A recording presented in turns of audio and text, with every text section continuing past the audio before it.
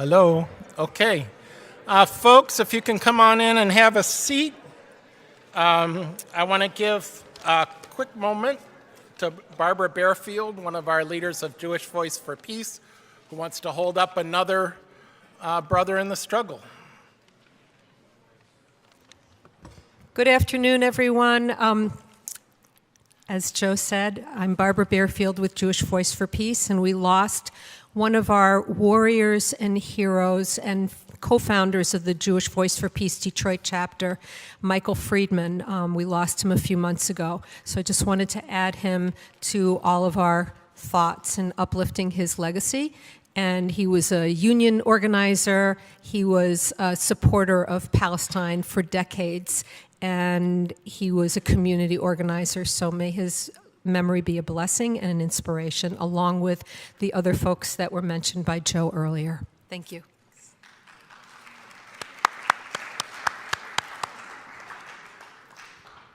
And Jewish Voice for Peace has been one of FOSNA's main partners here in Michigan in all our work together. We're going to move into singing, so you could get your song sheets out. This is Solidarity Song, and by the way, if you have events or occasions where you need some social justice, peace, imaginative singing, there are addresses here so you can find out about them. And Elizabeth Pixley Fink and Alex Belhaj. Alex.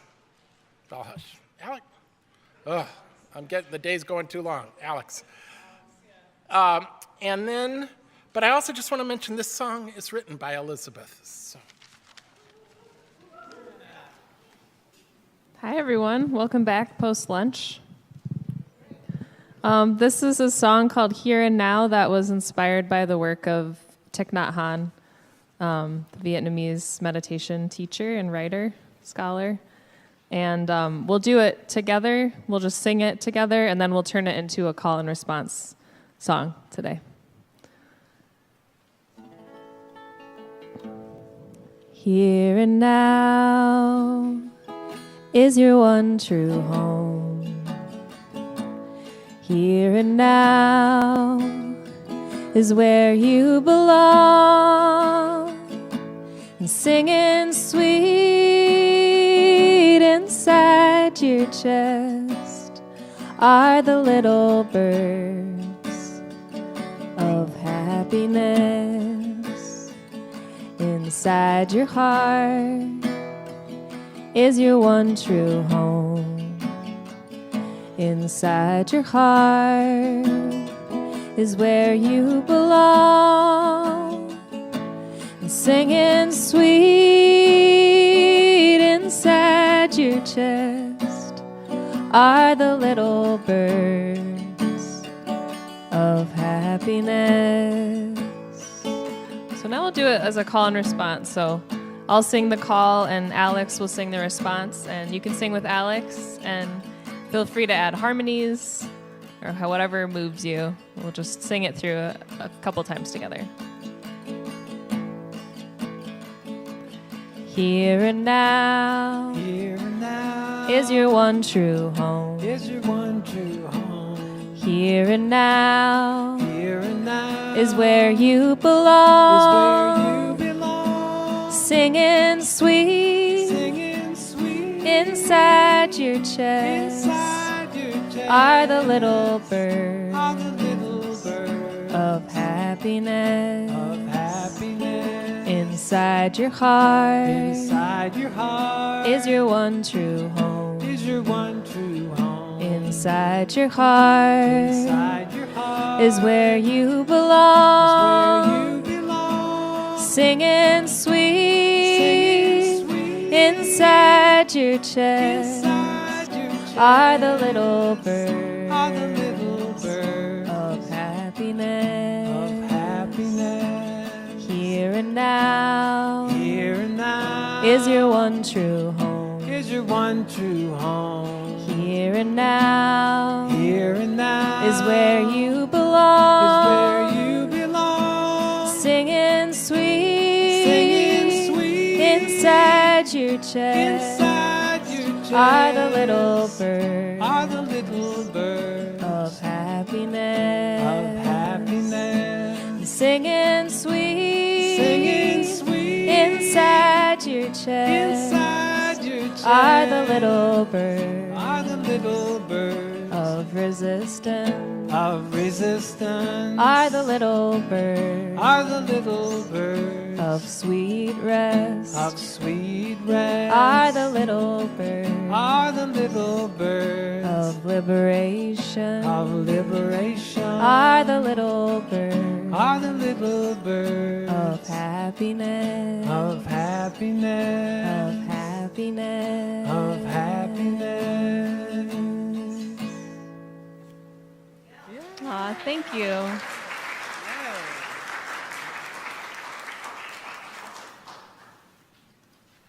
Feels good to sing together. Yes, indeed. We're just going to do one more together if you want to join us. This one comes from a locally based singer, vocal instructor named Kath Weeder. And she based it on a quote from the Talmud, which we were hearing about earlier today from Professor Cole. First, I'll just read the quote that the song comes from. Actually, maybe I'll read the whole quote that was on her website. It won't take long. An activist friend of mine has this phrase in his email signature, so I would see it. These are Kath's words. Every time he sent an email, and this is the quote from the Talmud, "Do not be daunted by the enormity of the world's grief. Do justly now. Love mercy now. Walk humbly now. You are not obligated to complete the work, but neither are you free to abandon it." And she says, I love this quote. It seems to sum up the enormous conundrum of being a human being, to bear witness to all the suffering in the world and the corresponding helplessness it ignites. How does one act in a world such as this? She says, the Talmud points to a path here, a middle way, and I created this chant to remember it. So thank you, Kath. And now we're going to sing her song.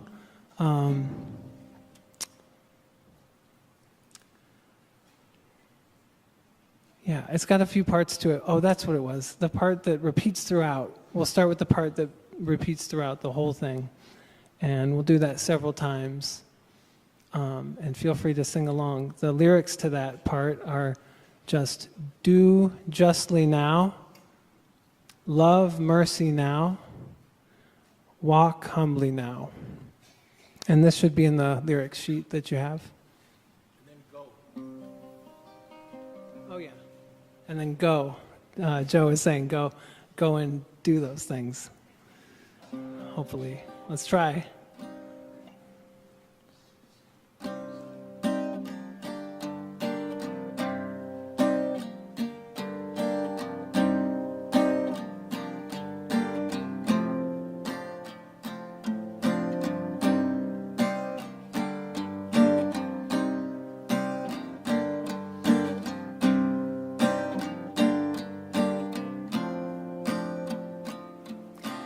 Do justly now, love mercy now, walk humbly now, go. Do justly now, love mercy now, walk humbly now, go. Do justly now, love mercy now, walk humbly now, go. Do justly now, love mercy now, walk humbly now, go. Do justly now, love mercy now, walk humbly now, go. Do not be daunted by the world. not be daunted by the world's greed. Do not be daunted by the world's greed. Do not be daunted by the world's greed. Do not be daunted by the world's greed. Do not be daunted by the world's greed. Do justly now, love mercy now, walk humbly now, go. Do justly now, love mercy now, walk humbly now, go. You are not obligated to complete the work, but neither are you free to abandon it.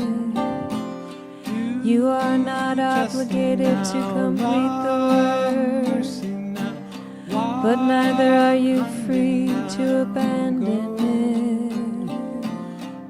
You are not obligated to complete the work, but neither are you free to abandon it. Do justly now, love mercy now, walk humbly now, go. Do justly now, love mercy now, walk humbly now, go. Do justly now, love mercy now, walk humbly now, go.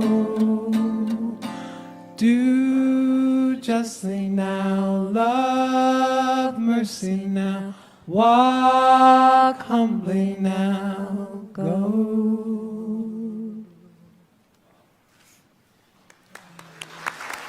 Beautiful. Thank you. I have the privilege of introducing my dear friend of almost 40 years, Irene Butter. And I'm going to, she has such a sort of an illustrious bio that I'm going to read this. And it doesn't even begin to cover most of it. But Irene was born into a Jewish family in Berlin and fled to Amsterdam. She grew up in Nazi-occupied Europe. Her childhood was cut short on June 20th, 1943, when she and her family were deported to 2 prison camps, including Bergen-Belsen, where her childhood acquaintance and former neighbor, Anne Frank, was a fellow prisoner. Irene barely survived until being released along with her family as exchange Jews in January of 1945. When Irene came to the U.S., she was forbidden from speaking about her experiences by the relatives who cared for her. She remained silent on the topic for the next 40 years. Now she's making up for decades of lost time and has dedicated herself to Holocaust education and peace activism. Professor Emerita of Public Health at the University of Michigan, Dr. Butter is also co-founder of the Raoul Wallenberg Medal and Lecture Series, and co-founder of Zaytuna, an Arab-Jewish women's dialogue group that's been meeting since the summer of 2002. I'm a member, and there are several of us here in the audience. And we have the theme, Refusing to be Enemies. Dr. Butter authored her memoirs, From Holocaust to Hope, Shores Beyond Shores. Rather than dwelling in misery and tragedy, Irene personally reveals coming to terms with terrible event with determination as a survivor instead of a victim of the Holocaust. This true story celebrates empathy even in the most inhumane conditions and has been published in 4 languages and distributed in the US, UK, Netherlands, Germany, and the Czech Republic. And it's for sale out in the lobby. Considering it her duty to tell her story on behalf of the 6 million other Jews who've been permanently silenced, Dr. Butter's message continues to resonate at a time when hatred and discrimination are on the rise. She's received numerous awards for her commitment to peace activism and dedication to education about the Holocaust. 81 years to the date of deportation, on June 20th, 2024, Dr. Butter received the German Order of the Merit First Class, the highest honor awarded a German citizen. And there were a couple of us who were privileged to be in the audience of that. That happened in Washington, D.C. It was quite an amazing event. In spring 2025, she was presented by the Anne Frank Award for Human Dignity and Tolerance, and immediately thereafter, decorated as Knight by the honor of Commander in the Order of Orange Nassau of the Kingdom of the Netherlands. When I was reading, going over this with Irene, she said, "Whatever that is." So, but anyway, it was also an amazing event. Dr. Butter's a frequent and well-received inspirational speaker and has shared the stage with revered peacemakers such as the Dalai Lama, Desmond Tutu, and Elie Wiesel. Her story has also been made available internationally across multimedia outlets, including the Shoah Foundation podcast series, Searching for Never Again. Talking about her wartime experiences, she stresses the importance of being never a bystander and that one person can make a difference. She engages tirelessly with groups of all ages and educational levels, but her favorite audiences are middle school students, which I don't think any of them are here today, and one of my favorite little known facts about Irene is that she dated Mike Nichols. So, anyway, we're very, very privileged and to have you with us, Irene.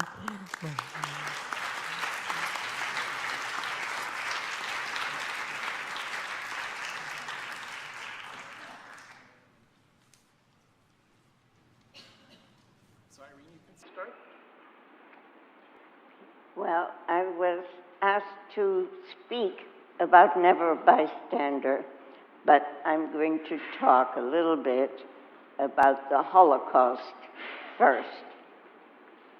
And the slides will show that.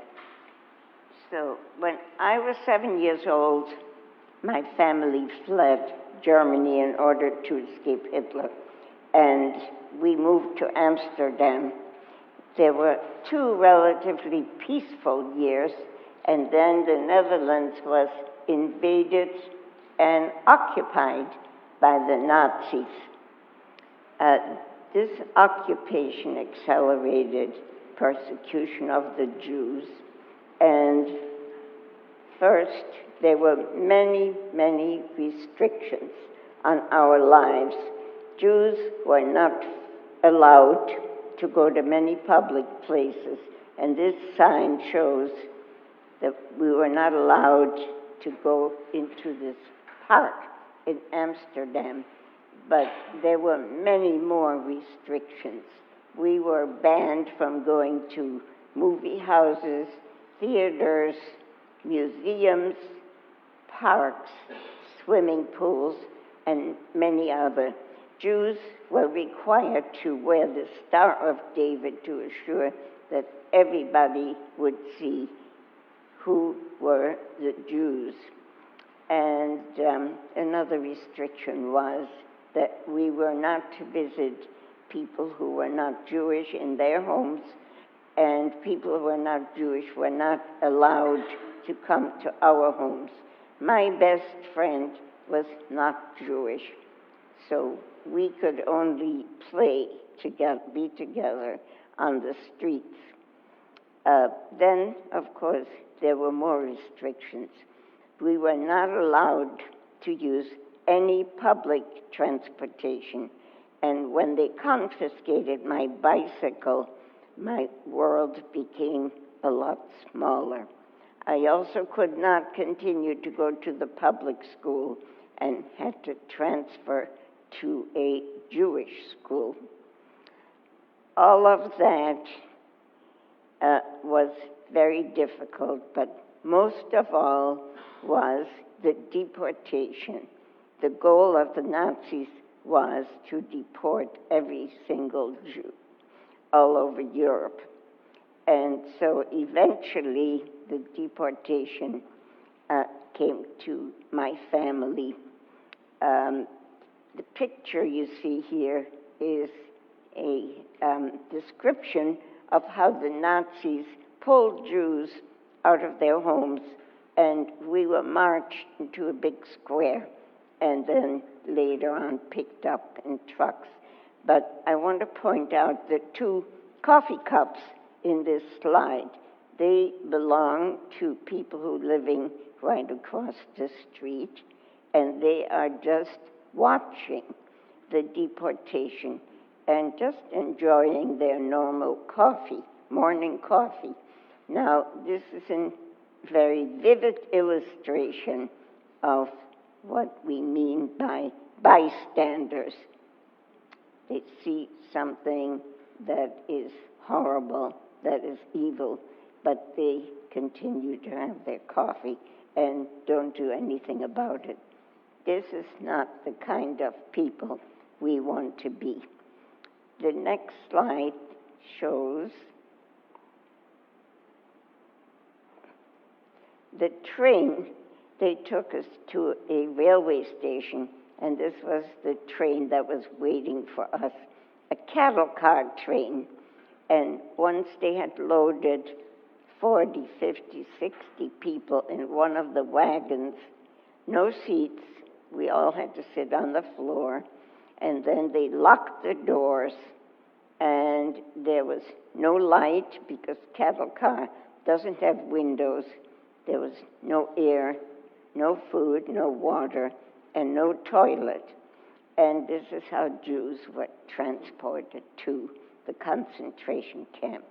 Now, the first camp my family was deported to is Westerbork, and that was a German concentration camp within the Netherlands, often referred to as a transit camp, because most of the Jews in Westerbork were deported either to Auschwitz or Sobibor or one of the other death camps in the eastern part of Europe. So on the left side, you see the barracks, and then on the right side, the interior of a barrack, a three-tiered bunk bed.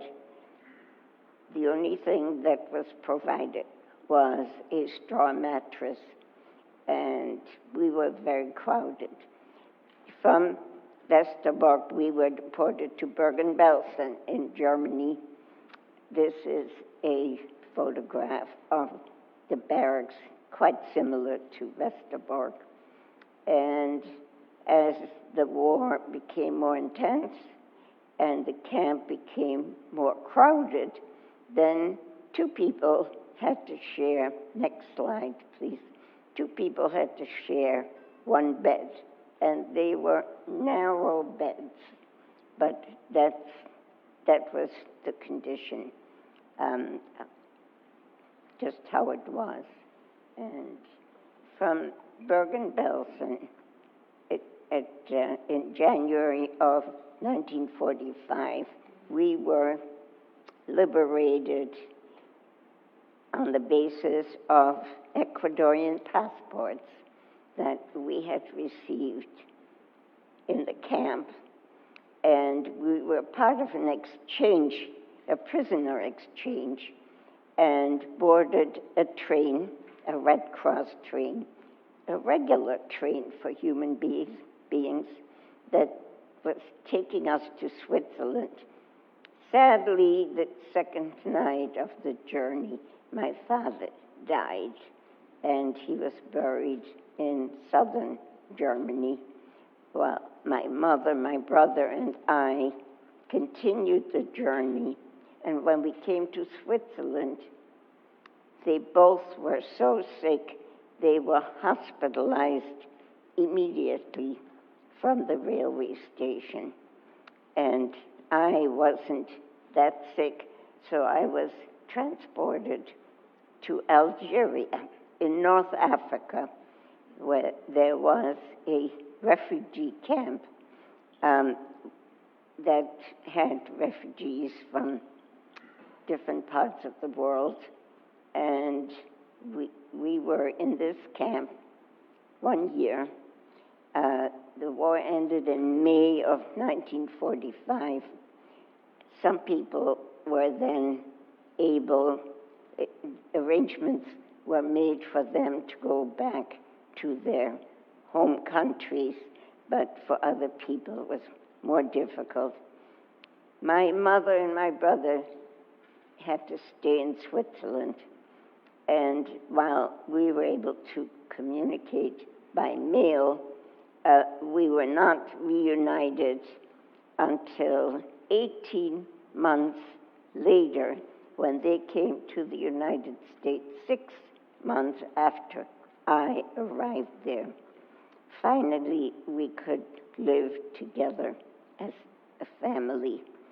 Well, from here on, I was very happy to go to school right away. I had lost 3.5 years of schooling, so I went to high school, and then luckily New York City had tuition-free colleges because we were very poor. The Nazis had taken away everything from us, all our belongings, our home, and everything.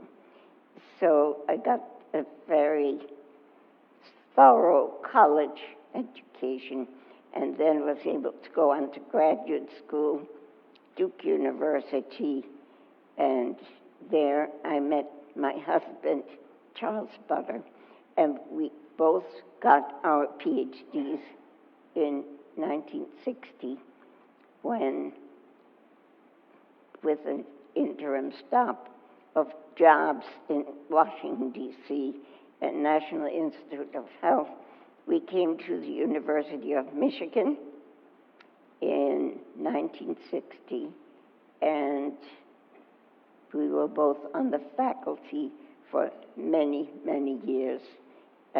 My husband in the psychology department, brain science, and I myself in the School of Public Health. Well, we have 2 children. One of my oldest child, a daughter, when she graduated, she left Ann Arbor. She went to Israel, presumably because she wanted to find her Jewish identity. And then she married a Palestinian. So I have two granddaughters who have a Palestinian father. And I have 4 great-grandchildren in Israel. 2 of them, also 3 of them, have a Palestinian grandfather. So my daughter introduced us to Palestinian culture, Palestinian people. We visited her husband's family many times. We became friends. We were welcomed and received royally. And so that really was my introduction to what Palestinians represented.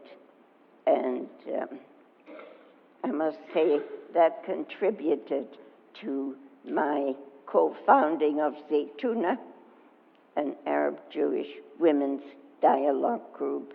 And we have existed, we have stayed together and become very close friends now for 22 years.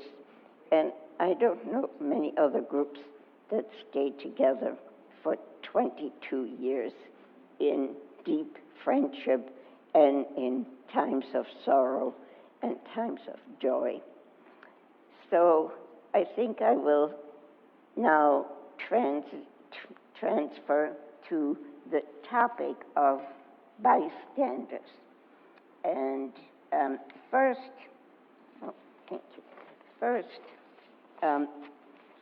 there was the Holocaust, and people recognized the Holocaust as maybe the worst crime against humanity. Some people argue it was unique, but unfortunately it wasn't unique. And so after the war, there was a period of prevention of Holocaust ever continuing, ever happening again. And so there were two slogans. One was never forget, and the other was never again for anyone. And I must have heard this hundreds of times. But when we look back today, both of these, definitely one of them, never again for anyone, were false promises. Now, what happened during this period of prevention, some organizations were formed that were hoped to prevent a Holocaust ever happening again. There was the creation of the United Nations, the International Court of Justice, the Bill of Human Rights. There was mandated Holocaust education in many places, and there were all these efforts. Unfortunately, we have these organizations, we have maintained them, but their function, their role in preventing a Holocaust from ever again is minimal, and we certainly don't have a world today that was saved from these terrible occurrences. Now, another thing I wanted to mention, that in 1944, the word genocide was coined by a rabbi, a Polish rabbi, Raphael Lemkin, and the word genocide did not exist before that. He created it from the Greek word of genus, which means race or tribe, and the Latin word fide, which means killing. And after that, this is certainly a term that is very often comes back to life. So these are the slogans that we heard ever so often, and maybe are still repeated, but certainly have not occurred. So I will now switch to never a bystander. What does this mean, never to be a bystander? One person can make a difference. Each one of us can make a difference. Not being a bystander will help for this to impact the world. When we see something that is mean, that is hateful, that is unjust, we do not turn our back. We do not ignore it. We must act. We must object. We must criticize. We must protest and try to motivate other people to join us. Not being a bystander means we have a sense of social responsibility to fight against hatred, inequities, discrimination, contamination of the environment, occupation of land that belongs to others, and murder of innocent people. Just a few examples of social responsibility fighting against these kind of happenings. The slide I showed earlier with the coffee cups of people living just across from what was occurring there, deportation of Jews from their house is a vivid description of bystanders, the kind of people we do not want to be. The question we need to address is how to break the cycle of violence and how to break the cycle of victimhood. Because if a victim is allowed to oppress the people who victimize them, then this will never end. The murder, the oppression, the hatred will never end. It's just a vicious cycle. So when one people, having been oppressed by another, feels justified to oppress its victimizer, this is unacceptable. This is the reverse of the principle, do not do to others what you do not want to happen to yourself. Where do we go from here?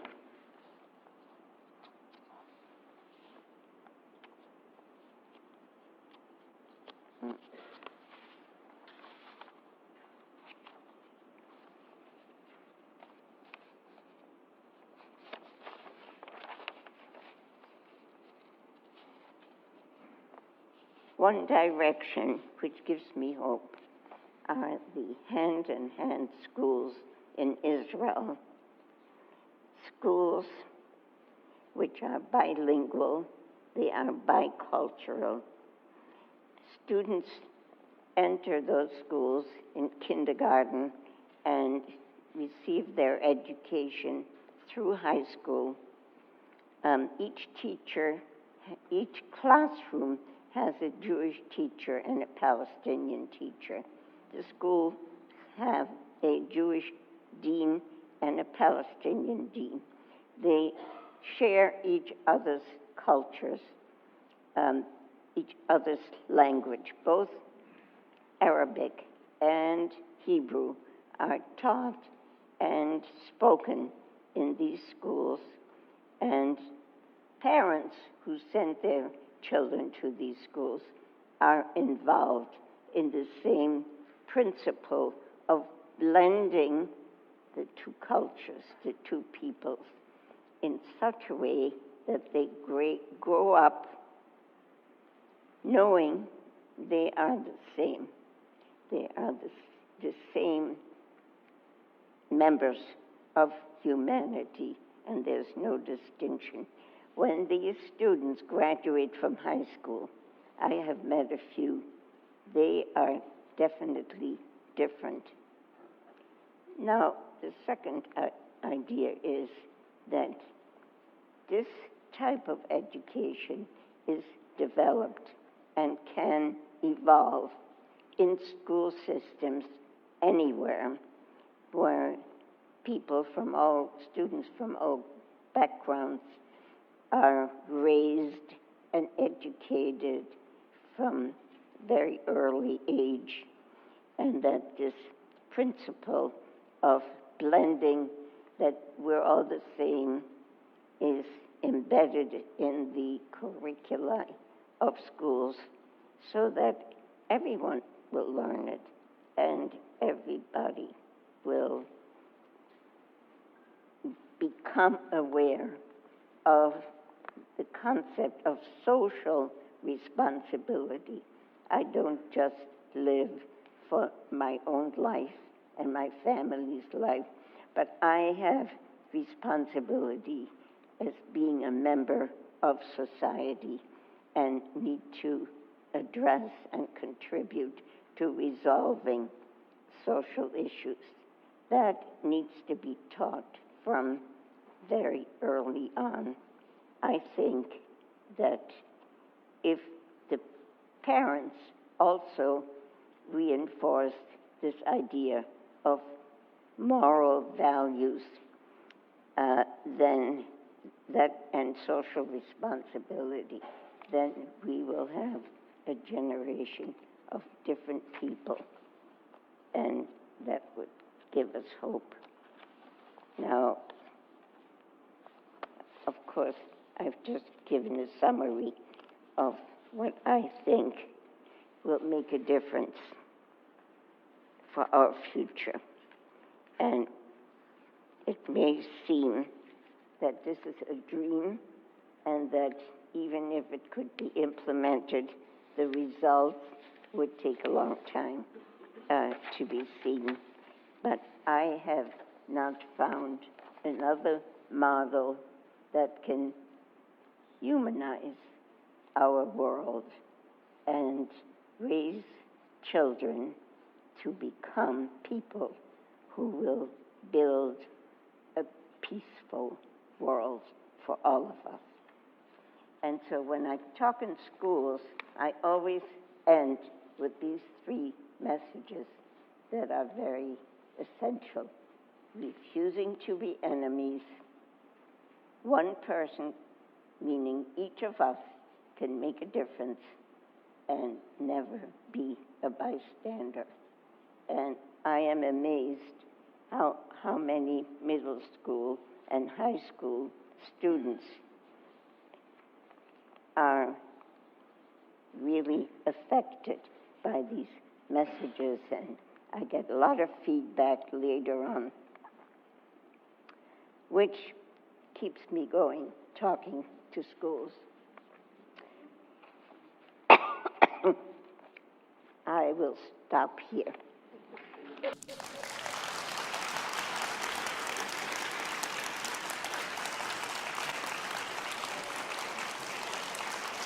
Irene, thank you, thank you, thank you. You are such a gift to this community. But I'd now like to welcome up Elliot Ratzman.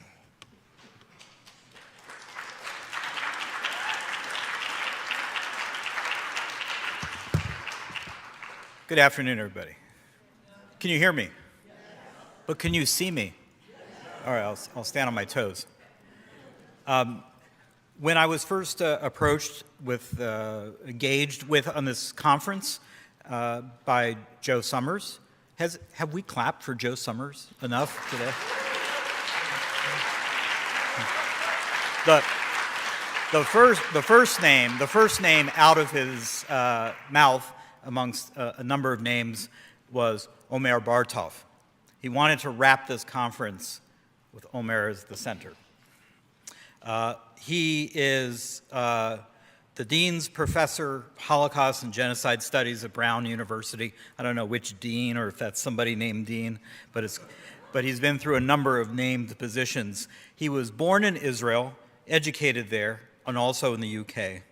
Our honored guest is not just considered one of the top scholars of the Holocaust and genocide, but he himself thinks of himself first and foremost as a European historian.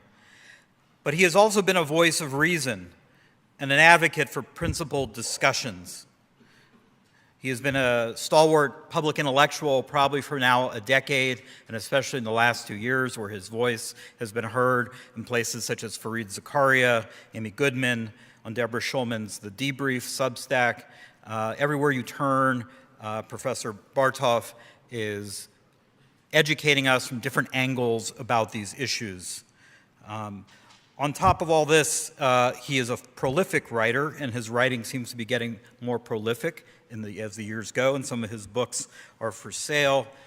Genocide, the Holocaust, and Israel-Palestine, 2023, Mirror of Destruction, War, Genocide, and Modern Identity from 1992, and between those, a lot of studies. Anatomy of a Genocide, which is available for sale out there, and in April, his new book, Israel, What Went Wrong.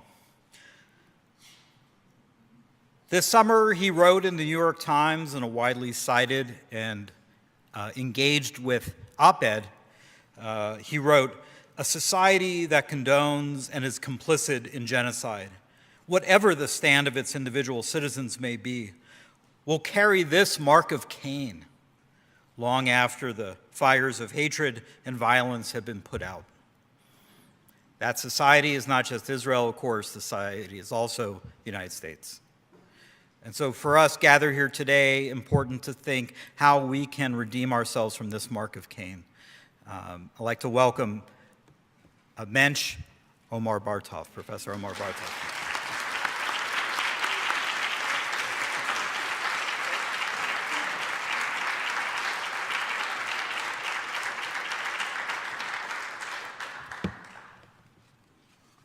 Good afternoon, everyone. It's a bit hard to begin after this extremely moving talk by Irene, so you may... Sorry, is this better? So this was such a moving talk now that I find myself having trouble to even begin my own presentation, but I'll do my best. What I want to talk about today, in some ways, is how I got around to writing this book, which hasn't come out yet, Israel, What Went Wrong, which really talks about issues that have kept me up since October 7th, 2023. And to begin, I'm going to read you just the first page from the introduction of this book so that you get some idea of what I am trying to grapple with at this time. I write, this book explores the tragic transformation of Zionism, a movement that sought to emancipate European Jewry from oppression and persecution into a state ideology of ethno-nationalism, increasingly focused on the expulsion and violent domination of Palestinians under Israeli rule.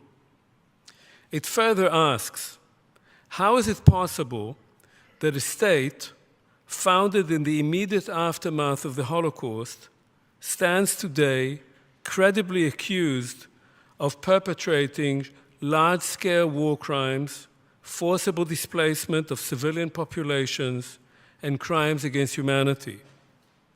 By what bitter cunning of history have we come to the point that not even 8 decades after the Jewish state was established in 1948, the same year in which the Genocide Convention was adopted by the United Nations in direct response to the Nazi extermination of European Jewry, Israel has been engaging in a genocidal undertaking with almost total impunity from the very international legal regime set up after World War II to prevent and punish this crime.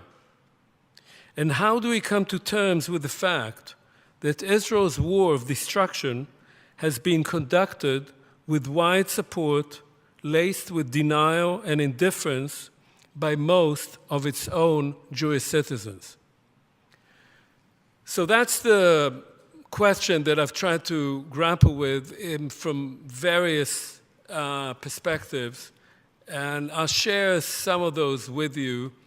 And I'll begin just with a few words about myself so that you understand where I'm coming from.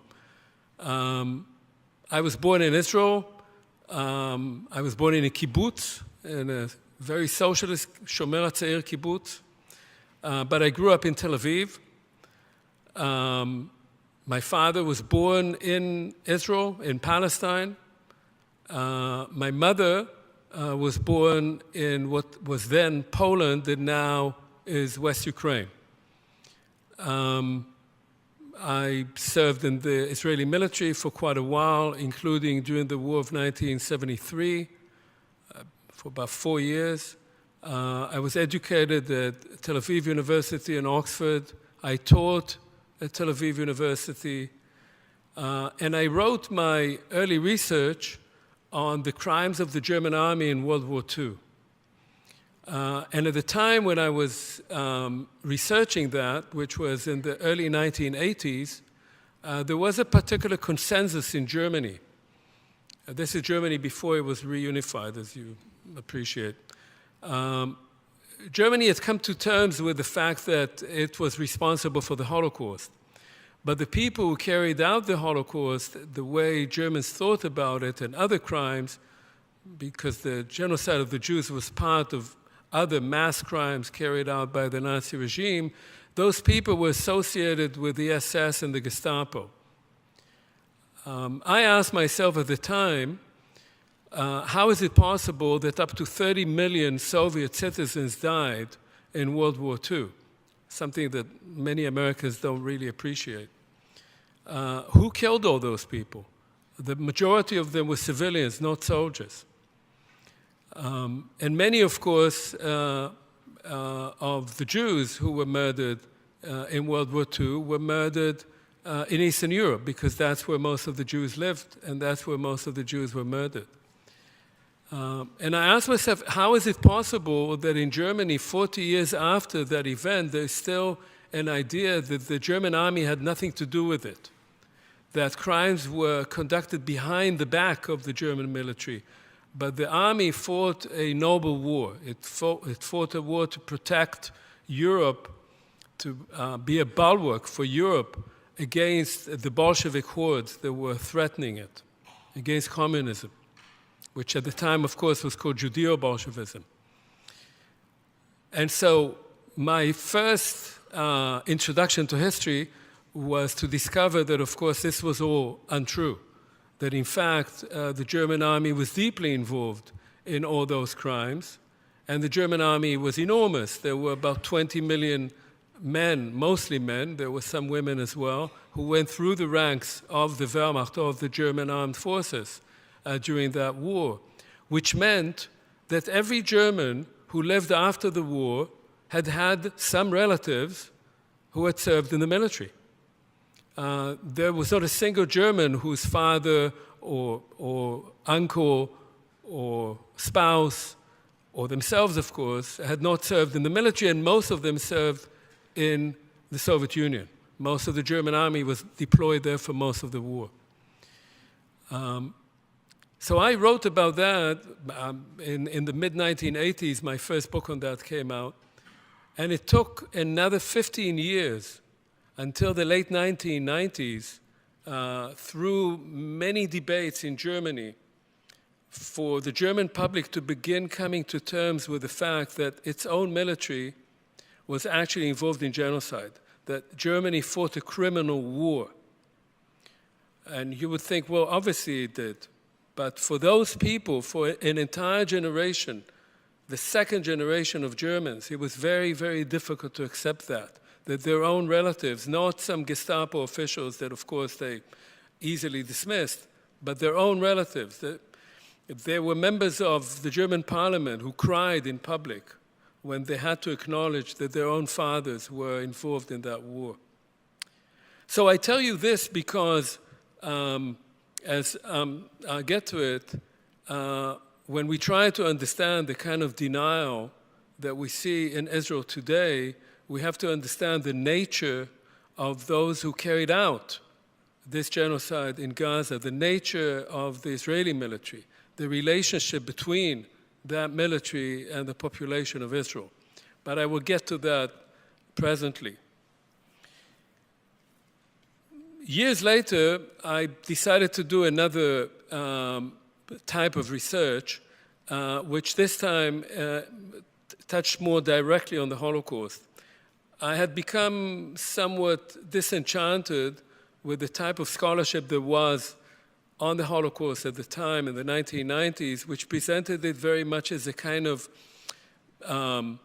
industrial killing, a genocide that was so bureaucratic, that was so compartmentalized, that was so highly organized that no one in particular was responsible for it. And I thought, yes, it's true. Much of the Holocaust was about taking people in trains to extermination camps and killing them as quickly as possible with as little contact with them as possible. But half of the people, half of the Jews who died in the Holocaust did not die that way. They were actually killed in their own towns, in nearby cemeteries, in synagogues, in ravines, right next to where they lived. And so I asked myself, what happened there? What did that look like? Was there a connection between the people who were doing the killing and those they were killing, between the perpetrators and the victims? And so I chose a town that I had always wanted to know something about, which was my mother's hometown of Buchach, which, as I said, is now in West Ukraine. At the time when she was raised there, was in eastern Poland. And as I started researching that town, I realized that it was not a town as the Jews remembered it, a Jewish town, a shtetl, but that it was a town like all these shtetls as they are remembered by Jews, of mixed populations. It was a town where Poles and Ukrainians and Jews lived side by side. And in 1941, when the Germans came there, they used the kind of tensions that had built up in that town between these three communities, in large part as a result of the growth of nationalism there, of ethno-nationalism there, since the late 19th century, to their own benefit. And they recruited the local population, particularly the Ukrainian population, to help them kill the Jews. And so a very thinly populated German police unit there, about 20 men, succeeded within about a year and a half in killing 60,000 Jews in that region, including 10,000 Jews in the town of Buchach. Now, fortunately for me, and the reason that I'm here, is that my grandfather took my grandmother and their three children to Palestine in 1935. So my mother, who was one of the eldest, came to Palestine when she was 11. The rest of that family, which was like all families at the time, an extended family with numerous members in that town and many others in Galicia, were murdered. Nobody came out. Not a single person survived. And that, too, was something that came to my mind as I was turning my attention increasingly to the place where I was raised. One thing that occurred to me when I was researching that town and many other towns in that region, I came there for the first time in 2003. And in those towns, there were still remnants of what had been a Jewish civilization.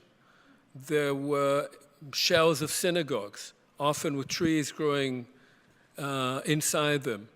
There were abandoned cemeteries where Ukrainian children were grazing goats.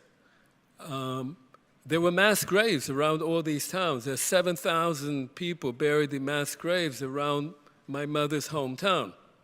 So the Jewish community is, so to speak, there in mass graves. But there was no memory of any of that. There was no commemoration. No one could read those tombstones that were there. The whole thing had been erased. The memory had been erased, the memory of the community that had lived there, the memory of how it was destroyed. And as I was trying to understand what that means, that you grow up in a place that there are still signs, there's still remnants of something that had existed, but you can't connect to it. You don't know what it is, and nobody talks about it. There's no language to speak about it. It's not taught in schools. I started thinking about my own childhood, growing up in Tel Aviv. Now, I grew up in the late 1950s, 1960s, first in North Tel Aviv, then in a place called Ramat Aviv, which is north of the Yarkon River, where the University of Tel Aviv is now, the university that I attended later on and later taught at. And there were large Palestinian villages there until 1948. And when I was a kid, we used to play in what was left of those villages, in what was called in Israel then abandoned property, rechush natush. But we had no language to think about it. Nobody talked about it. All we were told is, yes, there were once Arabs there, and they left. Over time, many of those remnants disappeared. Forests were planted over them, or new tenements were built over them. The University of Tel Aviv is built over Shahmwanis. It's built over a large village. I still remembered the cemetery, the Muslim cemetery that was there, but it's gone now. There's now a big building that is populated by the Israeli secret police, by the Shabak. So this was my sort of early coming to terms not only with where my mother had come from, something that we never spoke about when we were growing up. This was not part of the education that I received. We didn't look back, we looked forward. And beginning to think about that other great denial that I was raised on, and all my generation in Israel was raised on, and that's the denial of the Nakba, the denial of the expulsion of the vast majority of Palestinians from what became the State of Israel. In 1948, just before the war broke out, 2/3 of historical Palestine, which is mandatory Palestine, that land between the river and the sea, 2/3 of the population there were Palestinian Arabs, and 1/3 were Jews. By the end of the war, 750,000 Palestinians had been expelled. And the State of Israel, as it was formed, beyond the original borders that were envisioned by the partition resolution of 1947, that state had 20% only of Palestinians, 150,000 at the time. It still has that ratio of 20% Palestinians who are Israeli citizens, but now there are 2 million. So this is the, if you like, the context from which I am coming. Now, if we try to understand the roots of Zionism, there are those who say, with a fair degree of justice, that Zionism is a settler colonial movement. And settler colonial movements have their own dynamic of action, of taking over the lands of indigenous populations, marginalizing them, ethnically cleansing them, carrying out genocide against them, and erasing them, and forgetting about them. And North America knows a fair amount about that.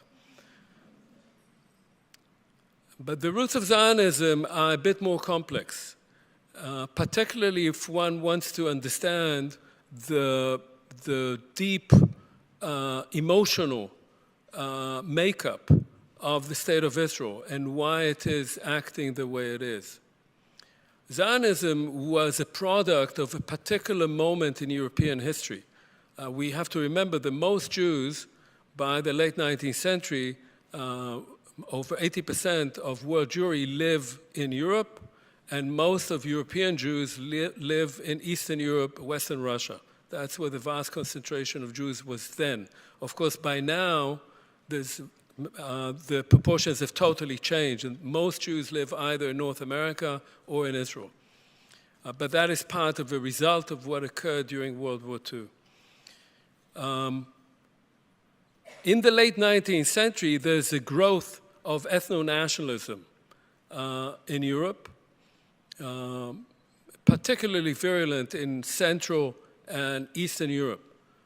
There's German ethno-nationalism, Ukrainian, Polish, and others. There's also a vast growth of anti-Semitism. Now, anti-Semitism, there are people who use that word quite loosely and talk about anti-Semitism as one historian called it, the longest hatred. But anti-Semitism as a political movement and as a term is a product of the late 19th century. And it resulted from the emancipation of the Jews. As long as Jews lived in their own so-called ghettos, as long as they lived their own traditional life, and which they had for centuries and centuries, there was, of course, both animosity toward Jews, but there was also a normal relationship between Jews and Gentile communities, the majority Christian population in Europe. When the Jews started coming out of the ghetto, so to speak, as one historian called it, Jacob Katz, they started entering into the mainstream of European society precisely at the time that Europe was undergoing rapid modernization. What did that mean, rapid modernization? It meant that vast numbers of people were leaving rural communities and moving to cities. It meant the creation of a large and very poor, wretched working class. It meant industrialization. It meant the creation of popular press. It meant the creation of chain stores. That is, it meant the displacement of large numbers of the population of Europe and a sense of insecurity and anxiety, in some ways not dissimilar to what we are seeing today. And it's good to keep that in mind. And the Jews, as they were coming out of their traditional communities, tried to fit into that society precisely in those new areas that opened up for them, because they could not enter into the traditional professions. And so they were increasingly identified precisely with those ills, as they were perceived, of modernization. That, together with the growth of a new type of racism, so-called scientific racism, created a particular type of new anti-Semitism, an anti-Semitism that was not about Jews as a different religion, but Jews as a different race. Not only Jews as something that is unliked, despised, but as a danger, but as a factor that could disrupt, that could undermine the very creation of these new nations. As one German historian, Treitschke, called it, the Jews are our misfortune. And what he meant was those Jews who entered into the new professions and who were threatening the German nation from becoming a modern unified nation. So Jews found themselves having to make choices. It was not only that they were seen as a threat by the rest of society that they now entered into, they felt themselves threatened also by loss of identity, because they had also left these traditional communities, the traditional authority, and they did not know anymore what they were. Where should they go? What does it mean to be a Jew? And there were various ways to decide how to act in this new modern world. One of them, and I won't go into all of them because this will take too long, one of them was to imitate those very ethno-nationalists that now were sprouting up exactly where the Jews were living, and who were saying to the Jews, you don't belong. We are Ukrainians, we are the indigenous population, you don't belong here. We are Poles. You came here and you're living among us and you're parasites on our community. You don't belong here. And so one response was to create a new type of Jewish nationalism, to say we too are just like the Poles, just like the Ukrainians, just like the Germans. We are not only a people, we are a nation. And as a nation, we have to behave like one. And as such, one of the most important things in ethno-nationalism is the link to territory. You are of your land. The Germans live in German lands. The Ukrainians live in Ukrainian-speaking lands. Where do the Jews belong? And that was the beginning of Zionism, which initially was not a large movement and increased its strength in proportion to the growing anti-Semitism and ethno-nationalism that wanted to marginalize or remove Jews from those territories. And so when we think now, what does that mean historically? It means that over time, growing numbers of Jews started looking to go to what they imagine now as their ancestral homeland. This was the land the Jews had always prayed for. but it was a religious notion, and now it was politicized. It became an actual place. You would go back to your ancestral homeland. Where is that? It's in Palestine. It's in the east. And what we find if we move forward to the 1920s and 30s is that two things are happening at the same time. That Zionism develops two faces. One face is the face of refuge. There's growing persecution of Jews in the 1920s and 30s. In 1919 to 1921, about 100,000 Jews are butchered in the Russian Civil War. These are the largest pogroms that had ever happened, or at least since the 17th century, although the numbers are much larger than in the 17th century.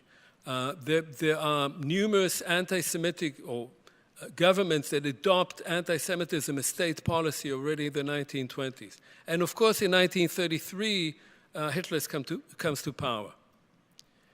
And so Jews are seeking refuge. And as they are looking for other places to go to, the sites of refuge starts closing down. This country closes down its gates already in the early 1920s. So most Jews can no longer emigrate to the United States. That's, as we see now, there's a whole rhetoric in the United States at the time that the US is being taken over by East Asians and East European Jews. And so there are strict laws of immigration to the United States. Then comes the Great Depression and vast unemployment from 1929, 1930. And no country that has unemployment wants to get more immigrants. And so the one place that remains a place of refuge for many Jews is Palestine. And Palestine now is ruled by the British, and Britain has the largest empire in the world at the time. And they make a promise to the Zionists for their own reasons. I won't go into that now. In the Balfour Declaration and then in the mandatory documents, that they will facilitate the creation of a Jewish homeland in Palestine. And so one face of Zionism is that it's doing what it said it would do. It's giving Jews a place of refuge when they are increasingly persecuted. Obviously, this ends up in the Holocaust, where the majority of European Jewry is murdered.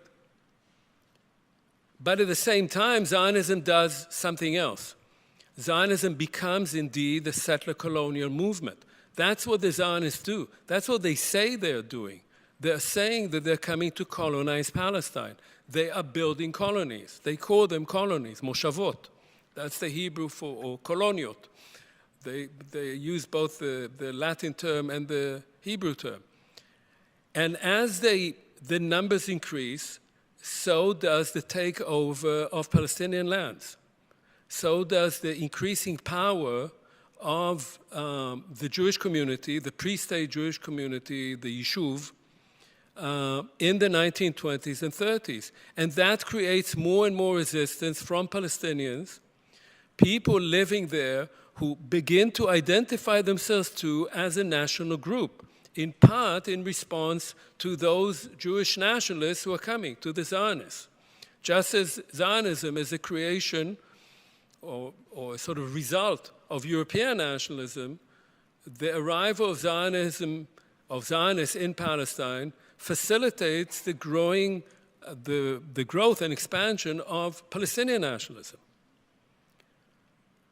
And so we have in the 1920s and 30s increasingly these two phases, growing persecution and eventual murder of Jews in Europe, and growing takeover of Palestinian lands and a growth of Jewish power within Palestine, the state in being. That's what the Zionist leadership is trying to do.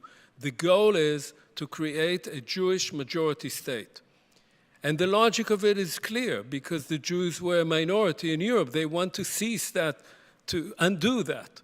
They want now to be a majority in their own state, have their own army, have their own police, their own government. And that comes to a head, of course, in 1948. Now, in 1948,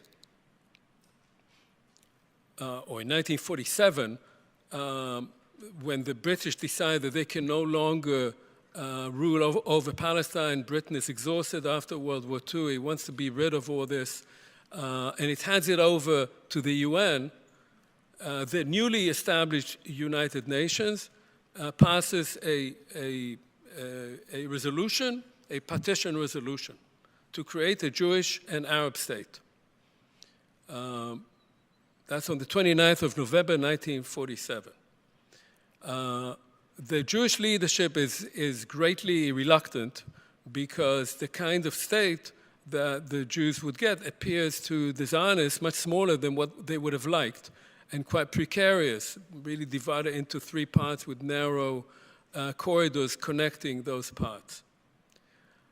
The Arab leadership, the leadership of Arab countries, and the local Palestinian leadership reject the partition resolution.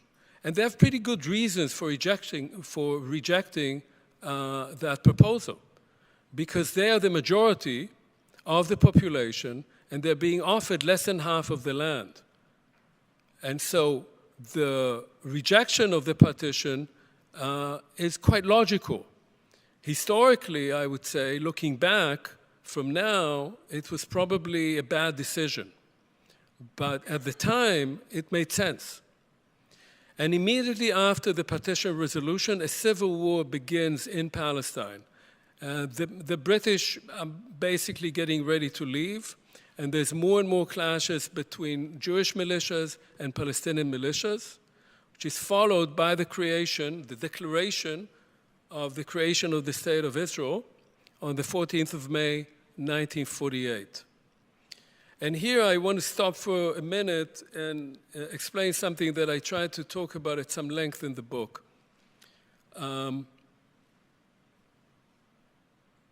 In order to be recognized by the UN, to be accepted by the UN, the Israeli Declaration of State, which is known in Israel as the Declaration of Independence, but that's not the official name. It's also not clear independence from whom, because the British were leaving anyway. So it's more actually a sort of borrowing of the American Declaration of Independence. That's the terminology. But that Declaration of Independence, because in large part of the need, of the perceived need by the Zionist leadership to be accepted by the UN, provides a Bill of Rights and speaks about the fact that all people who are citizens of that state that is now being declared will have equal rights no matter their gender, their religion, or their ethnicity. It also promises, and this is in May, that by October it would create a constitution that would reflect the spirit of that declaration. We're still waiting for that constitution. That constitution was never created, and for good reasons from the point of view of the Zionist leadership at the time. Now, had there been a constitution that had reflected those principles, those rights that do exist in the Declaration of State, it might have been a very different state. But there were reasons not to accept it. The known reason, the one that people in Israel like talking about, is because of the opposition of the Orthodox Jews there. And that's true. There was opposition by the Orthodox Jews who largely said, we don't need a constitution, we have the Torah. Why should we have a constitution? That's a foreign concept to traditional Judaism. But the other was, of course, Palestinians, because it was clear that if there were such a constitution, if Israel recognized by a constitution the actual rights of Palestinians, then it would be a very different kind of society. And that was unspoken largely. In fact, in the declaration itself, when Ben-Gurion reads it on the 14th of May, 1948, he says, and we call upon the Arab population of the state to work with us to create a democratic and just state, which sounds quite good.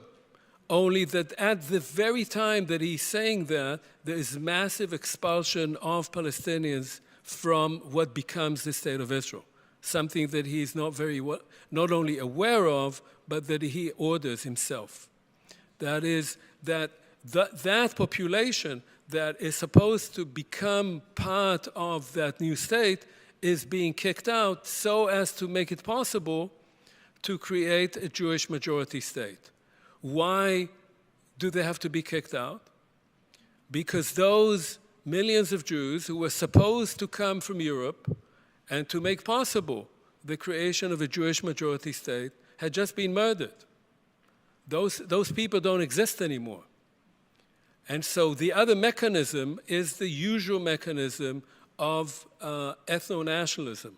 It's to remove the other population. Precisely the kind of mentality, the kind of ideology that had spoken about Jews as not belonging is now the ideology that propels the expulsion of the Palestinians in 1948. So now I'll move forward quickly. How long have I got? Another...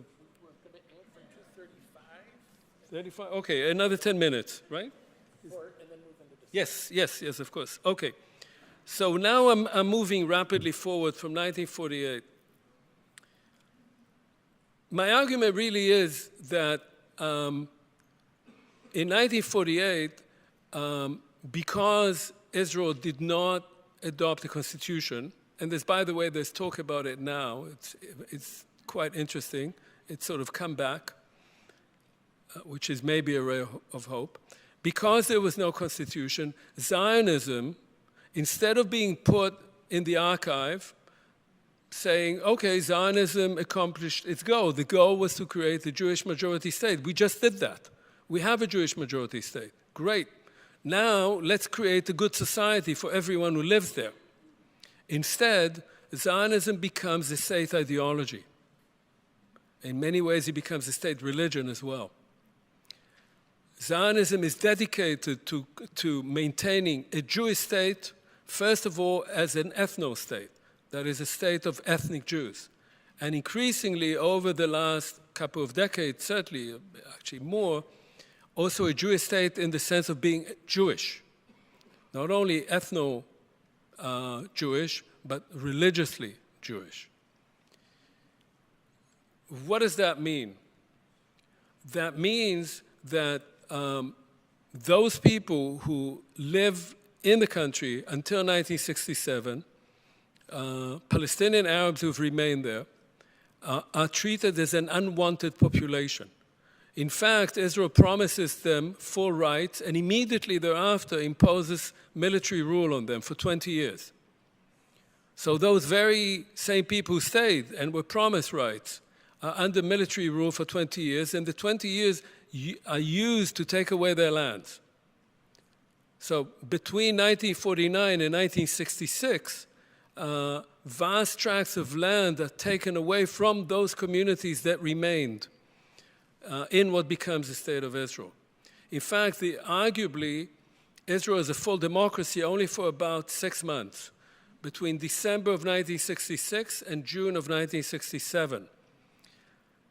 In December 1966, the military rule is lifted, and in June 1967, Israel conquers the West Bank and the Gaza Strip. Now, large numbers of people who live in the West Bank and the Gaza Strip are people who had been kicked out of what became the State of Israel in 1948. If you look at who are the population of Gaza, between 70 and 80% are either themselves people who were displaced or mostly the descendants of people who were displaced from communities surrounding Gaza, from villages and towns, which then came to be known in Israel as the Gaza envelope. So what is created in Israel after 1967 is a society in which you have 50% Jews and 50% Palestinians. And that remains between 1967, which is a long time ago. I was then 13 years old, and I'm now 71. It's a long time. 50% Jews, 50% Palestinians. We now have 2 million Palestinians who are Israeli citizens who hypothetically have equal rights, but not in practice. We have 3 million Palestinians who live in the West Bank who have no rights, who live under arbitrary military rule, creating an apartheid system where you have two populations. Now we have 650,000 Israeli settlers, Jewish settlers, living in the West Bank. They are under Israeli law.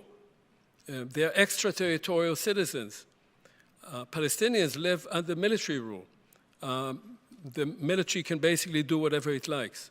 And we have 2 million Palestinians in Gaza. And the fate of the Palestinians in Gaza now, of course, is dire, and vast numbers of them have died. And so I want to move in the last part of this to what occurs in October 7th. There are two, I'd say very briefly, there are two types of causes or roots for October 7th and everything that followed. There are immediate roots, which had to do with negotiations between Israel and the United States and Saudi Arabia. They were trying to normalize Israel's position in the Middle East and to bypass the Palestinian question on the logic that Benjamin Netanyahu, the long-term Israeli prime minister, had sold for decades, that the Palestinian issue can be managed. We don't have to solve it, we can manage it. And Hamas, that was ruling Gaza, feared, quite rightly, that any agreement of this sort would bring about or would definitively push the Palestinian issue under the rug, that would be the end of the Palestinian issue. And in fact, it was no longer an issue at all in Israeli public debates, in election campaigns, or in the international community. One has to remember that before October 7th, very few people cared much about the so-called Palestinian issue.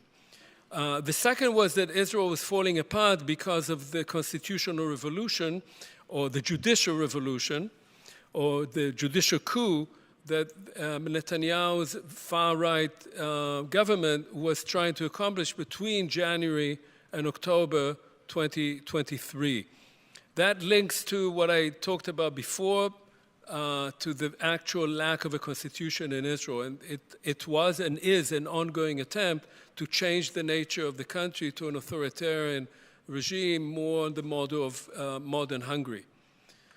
But there were, of course, much deeper roots than that. And the deeper roots were the fact that Israel had tried to maintain an increasingly oppressive rule of millions of people in the West Bank and in the Gaza Strip, and that Gaza had been under siege for 16 years, creating a pressure cooker of rage and resentment and deprivation and lack of hope that eventually exploded. And October 7th was that explosion. Now, I should say that the attack by Hamas on October 7th and the killing of about 800 civilians, quite apart from between 300 and 400 soldiers, was a war crime, was a crime against humanity. And I wish that Israel had not assassinated the people who were in charge of that, because I would have rather seen them brought to justice. Nothing justifies this kind of massacre. But resistance is justified.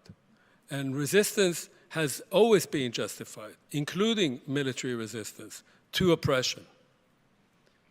The Israeli response to that was one that, in many ways, one would say that the Israeli government, and many people beyond the circles of the government, once they recovered from the shock of what happened, saw that as an opportunity rather than as a fiasco. Of course, it was a military fiasco, but they saw it also as an opportunity. The old goal, which was to manage the occupation, make life gradually, increasingly insufferable for Palestinians, hoping that they would leave, had failed.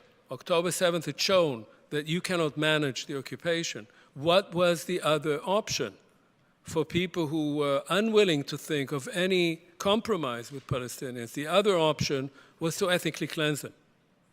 And that was always in the back of people's minds. I remember many of my friends and myself often said there may be a trigger at some point that would allow Israel to move on and try to ethnically cleanse the Palestinians, because this is a kind of dream that exists in large circles in Israel. But the expectation was always that if Israel tried to do that, it would have very little time.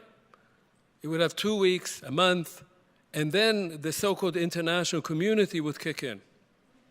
But of course, the international community never kicked in. It still hasn't. The only thing that kicked in is President Trump, and we can talk about why he did what he did, but it wasn't out of respect for the international community. And so what we saw in the immediate aftermath of October 7th was that Israeli political and military leaders made numerous statements that had a clear genocidal content. They spoke, just to cite the Minister of Defense at the time, Yoav Gallant, they will have no food, they will have no water, they will have no power, they're human animals, and they will be treated appropriately. Now, this is the Minister of Defense saying that to Israeli soldiers who are now reservists. 300,000 reservists were being called up. And their Minister of Defense is saying they should be treated like animals. They have no rights at all. They're not human. Initially, many people, including myself, thought that this could be, these were, as they were called at the time, irresponsible statements. People were mad at what happened on October 7th, and they used the kind of language that is often used in Israel. But by the following spring, by the spring of 2024, it became clear that this was actually the policy. That the policy was to bring about systematic destruction of the Gaza Strip, to make it uninhabitable for its population, and to destroy not only houses, infrastructure, but to destroy everything, to destroy universities and schools and mosques, archives, water plants, agricultural land, everything, so as to make it impossible for that population to live there. In many ways, as people were saying in Israel at the time, to do a second Nakba, the Gaza Nakba. That's what people talked about. And to make sure that even if it stopped, it would be very difficult for those people who remained to be able to reconstitute themselves as a group. In other words, that if you think about the definition of genocide by the Genocide Convention of 1948, which is called the Convention on the Convention on the Prevention and Punishment of the Crime of Genocide, prevention and punishment of the crime of genocide, that all signatory states, which include Israel, Britain, Germany, France, the United States, all signatory states are duty-bound to perform, to act accordingly, to prevent and to punish the crime of genocide. That crime is defined as actions taken or carried out with the intent to destroy a particular group, a national or ethnic or religious or racial group in whole or in part as such. So this is a crime which is about the destruction of a group, not the killing of individuals, which of course is included, but the destruction of a group. And those actions include killing members of the group, and Israel has killed a minimum of 68,000, the majority of whom are civilians, but this is a highly conservative estimate. Estimates run for more than 100,000, with close to 200,000 wounded, many with life-changing injuries. So we are talking about at least 250,000 people out of 2 million who have been directly affected, plus, I won't go into all the details, but plus, of course, the terrible devastation that children have undergone, and they're half of the population of Gaza. So Israel has clearly killed large numbers, members of that group. But it includes also creating conditions, that's another section, creating conditions that would lead to the destruction of the group in whole or in part. Conditions that make life impossible, so that people don't die from being shot, but die from the conditions that were created by that devastation. It includes causing severe physical and mental harm to members of the group, and we need only to think about the children of Gaza to understand that. And it also includes preventing births in the group. And there's vast amount of evidence of how births have been prevented by Israeli actions, not only by destroying maternity wards and fertility facilities, but also through lack of food. And so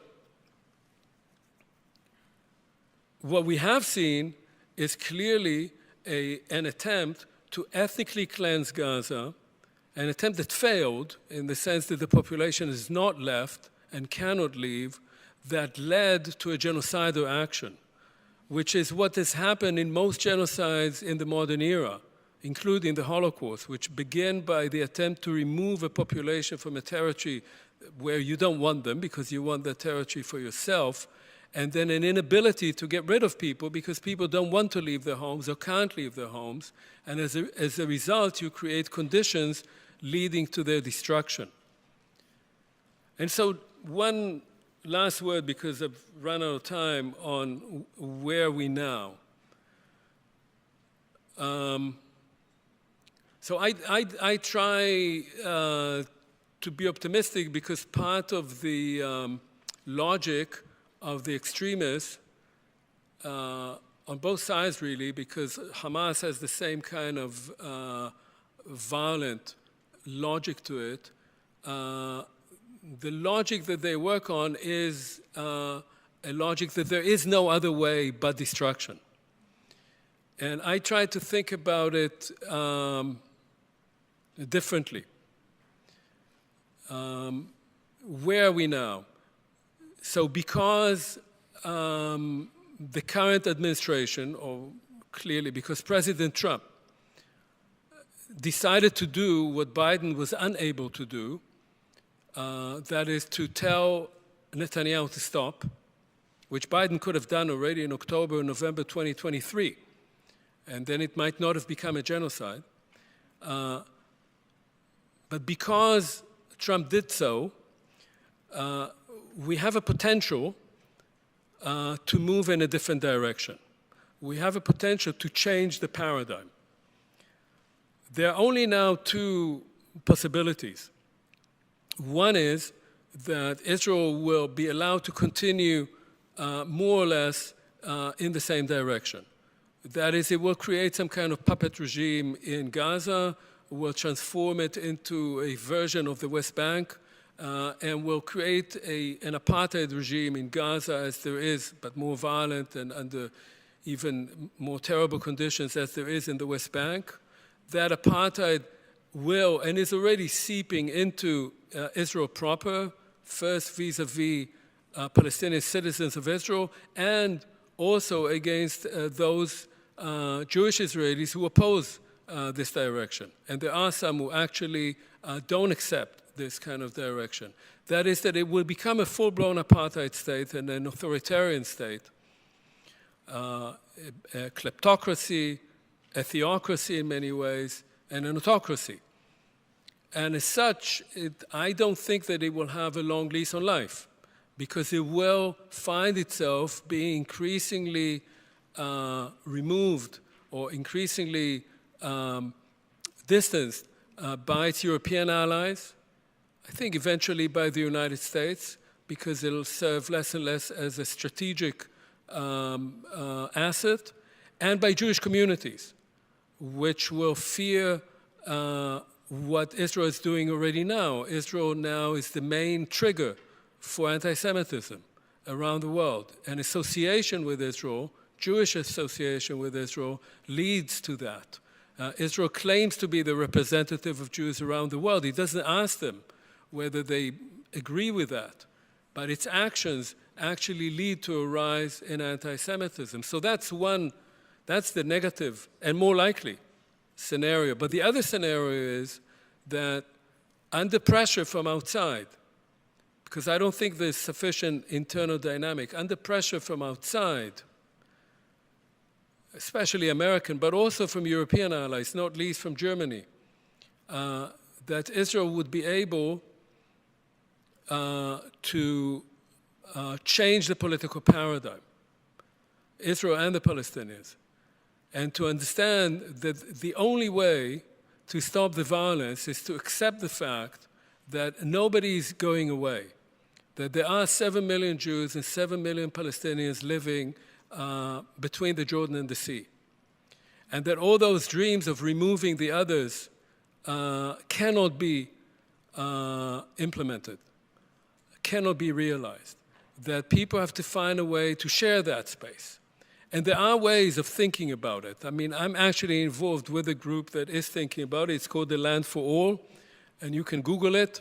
But it does try to think of a confederation that would create two sovereign, independent states that would be in confederation with each other in ways that square the circle of the fact that you cannot separate the populations, that the populations are inextricably mixed, both people and infrastructure.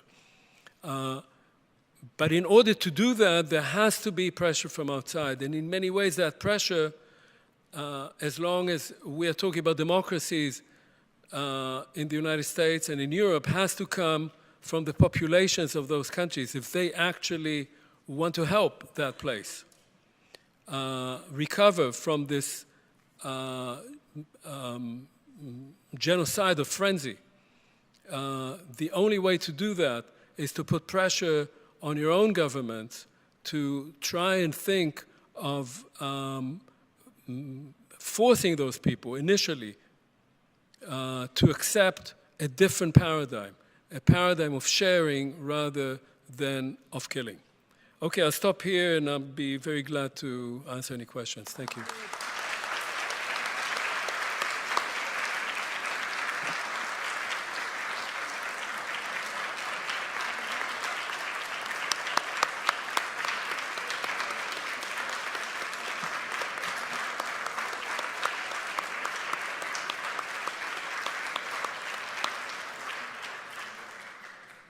We will take just 10 minutes for Q&A.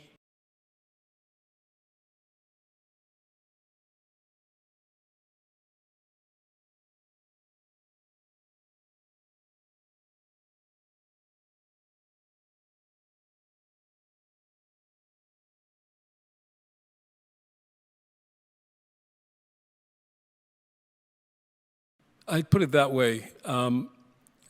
I try to be as careful in applying the term genocide as I can. And one reason is that since the term was coined by this Jewish-Polish lawyer, Raphael Lemkin, in 1944, the term genocide has come to mean different things to different people. And it's often used as a term of outrage. When you see something terrible happening, a massacre, massive war crimes, you say this must be genocide, because what else can it be? Genocide, as Lemkin said, is the crime of crimes. So I try to be very careful using it and applying it only where it conforms to the UN definition of genocide and not to any other definition. clearly, in 1948, there was an attempt, a successful attempt, to remove most of the Palestinians from the territory that Israel took over, that became the State of Israel. So this was clearly an ethnic cleansing campaign. What does ethnic cleansing mean? It means that you move an ethnic group out of a territory that you, the other ethnic group, want for yourself. What's the difference between that and genocide? In genocide, the goal is to destroy that group, wherever it might be. The 150,000 Palestinians who remained in Israel, as I said, were then under military rule. Many of their lands were taken away from them. But there are now 2 million Palestinians living in Israel as Israeli citizens. And despite a highly discriminatory law, the 2018 law of Israel as a nation state of the Jews, this population also is integrated in many ways into Israeli society. As they say in Israel rightly, if Palestinians in Israel went on strike, the medical service, the entire medical service would collapse, because there are vast numbers of pharmacists and doctors and nurses who are Palestinian, for clear reasons, of course, that these are also the kind of jobs that they can move into. And so that's not a genocidal dynamic. That's a dynamic of persecution, of prejudice, of discrimination, absolutely. But it's not a genocidal dynamic. So it's important to differentiate. It's important to say that after October 7th,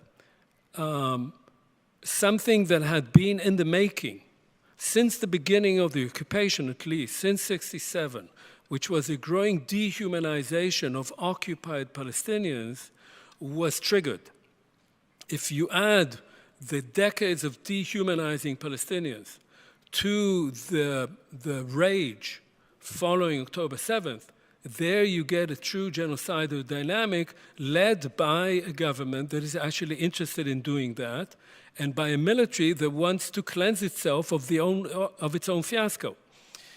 So it's important, to me at least, to say, yes, Palestinians say rightly the Nakba never ended. It's not that there was a Nakba in 1948. The Nakba has continued. But there are genocidal moments. I think this is one.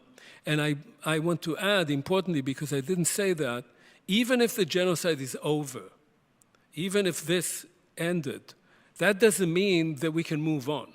Whatever we do in terms of politics, changing the political paradigm, which I hope we will, the genocide has to be confronted. As I said, the convention is about punishment. People have to be brought to account. I want to live long enough to see Netanyahu in The Hague. Someone has to...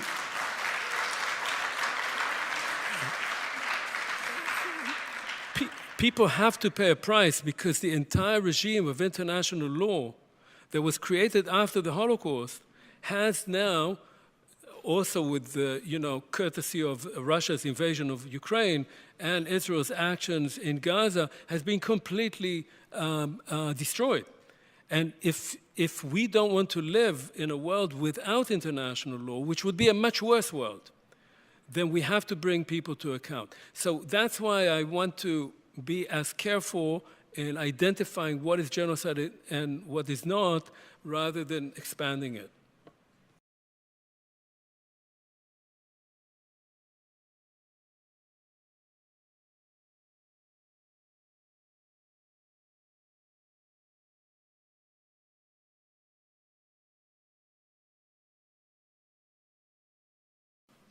I think a one-state solution would be wonderful.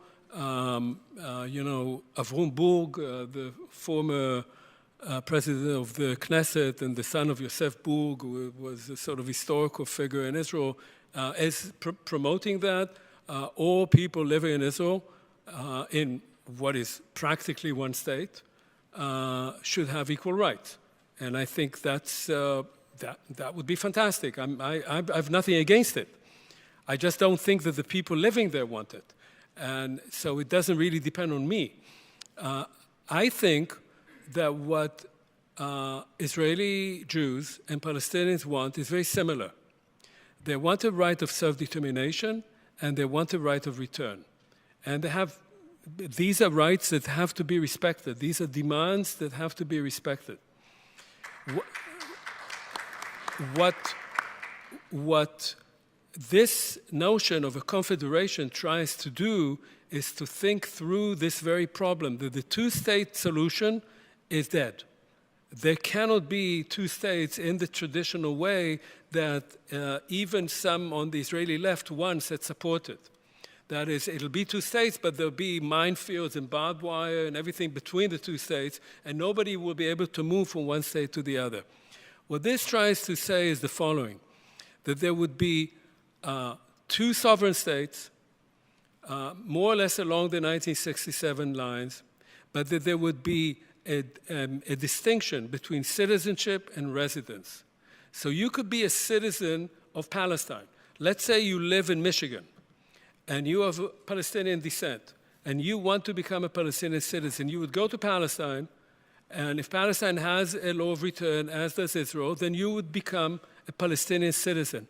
As a Palestinian citizen, you could apply to live in your family's ancestral home, which may be in Haifa. And you could live in Haifa as a resident, but as a citizen of Palestine. You would vote for the Palestinian parliament. You might vote in local elections where you live, but your citizenship would be Palestinian. And if you're a settler, and one has to understand, there is no way that the Jewish settlers in the West Bank are going to be kicked out. It'll be a civil war. Why not? Because the Israeli army, the Israeli Secret Service, the Israeli police, and Israeli politics are filled with settlers because you have 3 generations of people who were born there. Even according to international law, it is not at all clear that you can remove people who have spent 3 generations in a particular territory. So, yes, I mean, as I say, you can do it if you want to do ethnic cleansing and genocide. Then you can do it. But if you don't want to do ethnic cleansing and genocide, you have to find another way of doing it. If there were a Palestinian state in that territory, and you said to Jews living there, you can remain there as Israeli citizens, but you are now living under Palestinian law. If you break the law, if you go and uproot olive trees right next to where you live, you will be deported.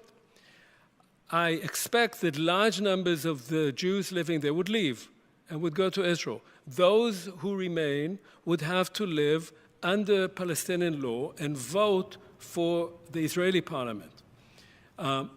In that way, and that's the idea, both groups, as you know, have very strong long-term historical, mythical, mythological links to places in the whole country. They would be able to go from one place to another. The borders would be open, but they would be citizens of part of that territory.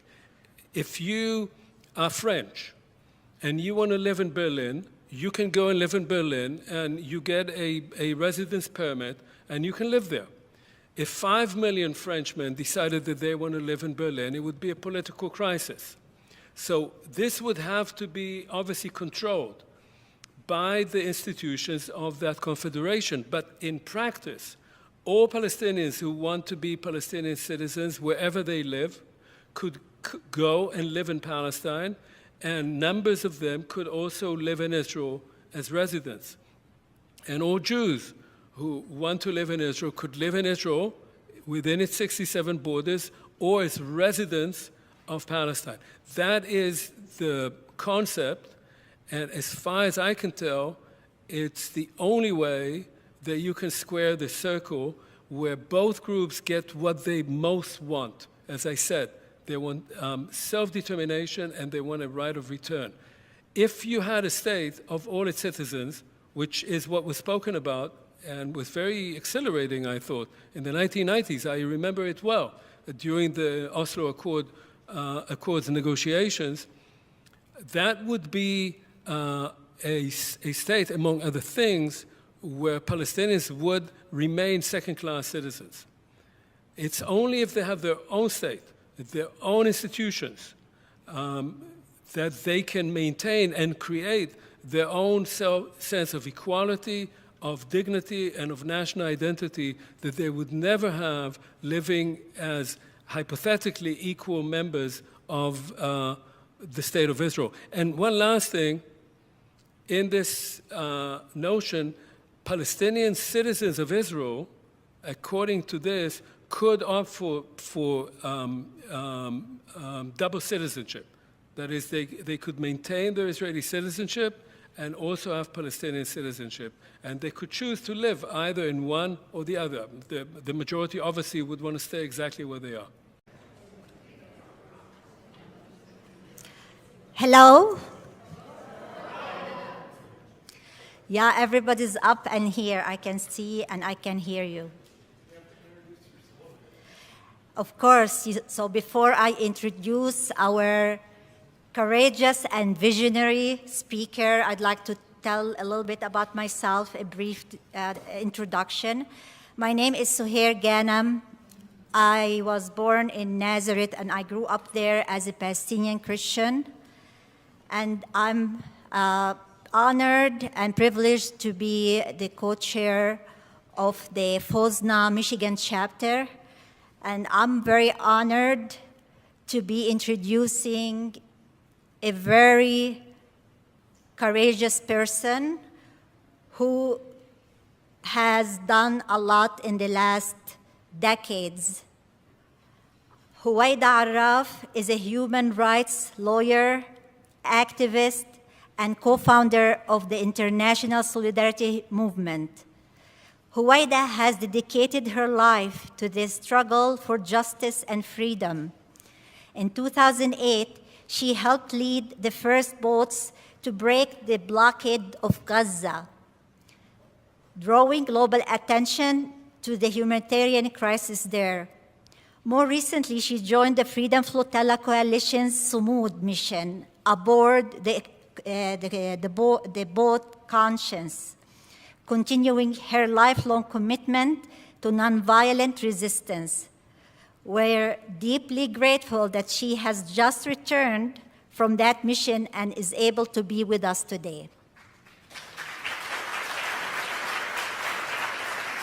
I just want also to mention one more thing about her, that throughout her career, she has spoken around the world, testified before international bodies, and even ran for both the US Congress and the University of Michigan Board of Regents, always bringing steadfastness, voice for justice, accountability, and human rights. Please join me in giving a warm welcome to Huwaida.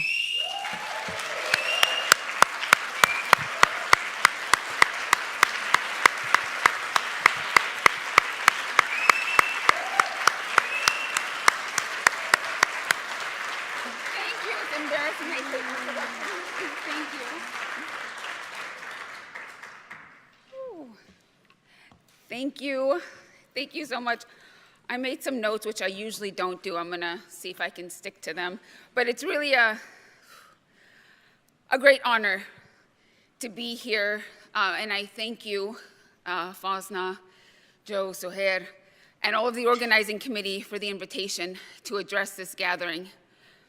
A gathering that is grounded in truth, conscience, and the commitment to justice for Palestinians and for all of God's children.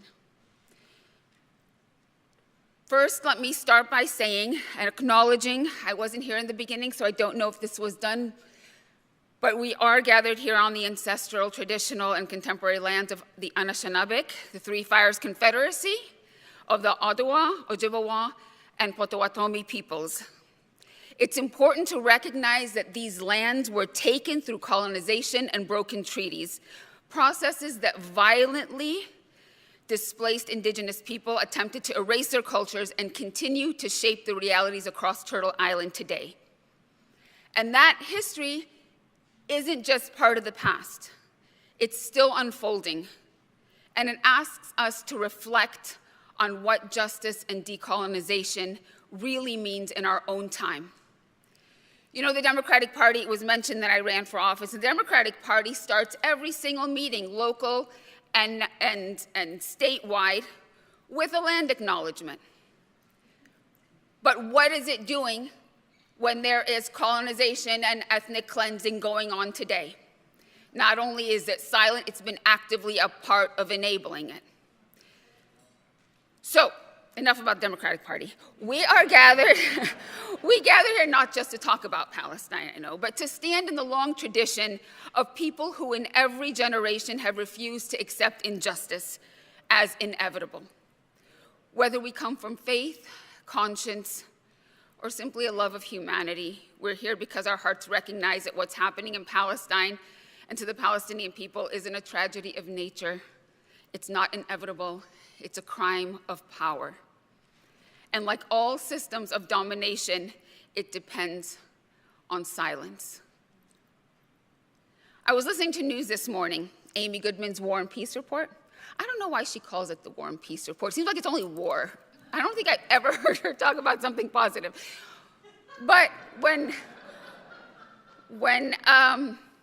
just the parts on Palestine, it was, 2 Palestinians who were shot and killed for allegedly approaching the yellow line in Gaza, which is undefined. People who are trying to make their way back to their homes. That makes at least 241 Palestinians killed since the so-called ceasefire. That Israel has denied at least 100 requests from humanitarian organizations to bring in food. They committed to the ceasefire 600 trucks per day, and they are allowing in barely 100 trucks a day. And 600 trucks a day is the bare minimum for people's survival in the conditions that they live in today, that they have been forced into today. And so they're denying things like tents. They're denying things like protein, fresh fruits and vegetables, and baby formula. In the West Bank, of course, which we haven't been paying as much attention to, in the Tulkarem refugee camp, attacked by the Israeli military because people are trying to go home to the refugee camps, which Israel has destroyed in the past few months. In the Jenin and Tulkarem refugee camps, Israel has displaced or ethnically cleansed at least 40,000 Palestinians who were already refugees living in refugee camps.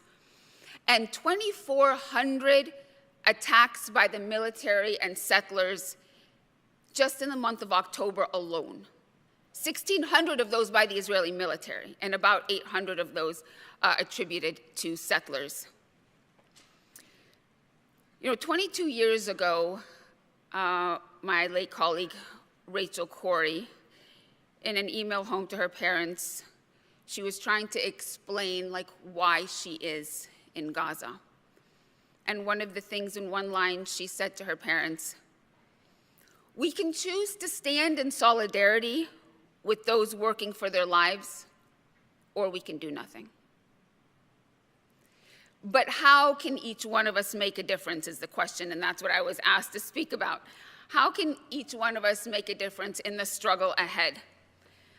And that question can seem really heavy, even impossible, with what we're up against. What can one person, one community, one movement do against a machinery of empire? But history teaches us that change has always come from people who refuse to accept the limits imposed on their imagination. People who refuse silence, refuse complicity, and refuse to stop organizing, no matter the obstacles. It came from the women of Montgomery, who decided to walk miles to work every day than ride segregated buses. It was the children, the students of Soweto, who faced down bullets with school books because they dreamed of something beyond apartheid.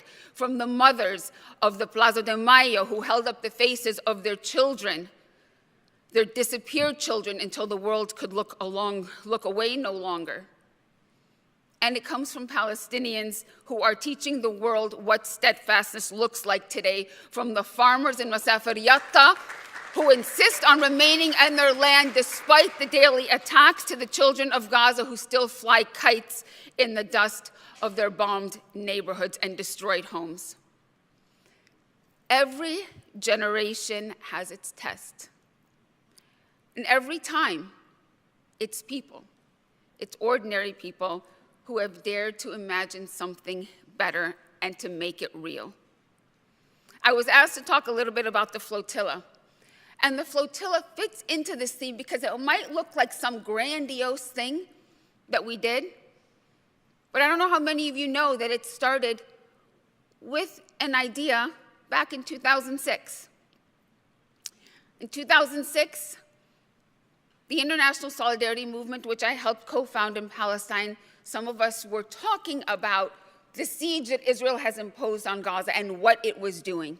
Even back then, Israel's restrictions on the entry of basic necessities was leading to a rise in malnutrition in children, stunted growth, anemia in pregnant women. It had destroyed the economy, and all we could do was read reports about it because governments were doing nothing. And Israel, after it killed our colleague Rachel Corrie, and then a few weeks later killed another one of my colleagues, Tom Herndal, in Gaza, decided to just close Gaza and not let us, the International Solidarity Movement, in. So Gaza was closed. It had always been closed or controlled who gets in and out by Israel, but now completely closed by this draconian, near hermetic seal on Gaza that was destroying people's lives, and governments, of course, did absolutely nothing about it. And so on a conference call, one of my ISM colleagues said, "Why don't we sail a boat to Gaza?" And to be honest, I really thought that was a ridiculous idea. I mean, we did not have a boat, we did not have money to buy a boat, and not one of us knew the first thing about operating a boat. So I was like, I don't know.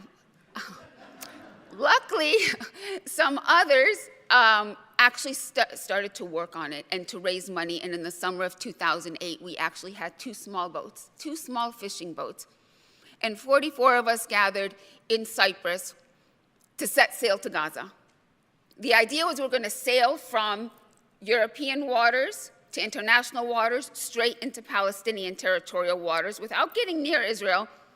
And if Israel was going to stop us, because we're not backing down to their threats, they're going to have to attack us in international waters or in Palestinian waters, and maybe let the whole world see then that Israel's policies, which always justifies its policies with security, it's always about Israeli security. Well, we're not a security threat. We're on internationals, mainly from the United States and Europe, and we're on two small fishing boats. Like, what kind of security threat do we pose? And honestly, we did not think we were actually going to get in because Israel was threatening that it was not going to allow us in. But we said we're not backing down because what Israel is doing is illegal and nobody should accept it. And we set sail. And we didn't have, social media in that time.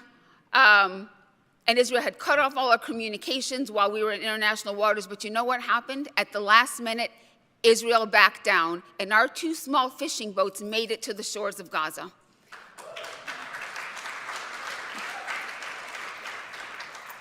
And when we realized that we were going to make it to Gaza, I was like, holy crap, that was the only scenario we hadn't planned for. We planned for everything else.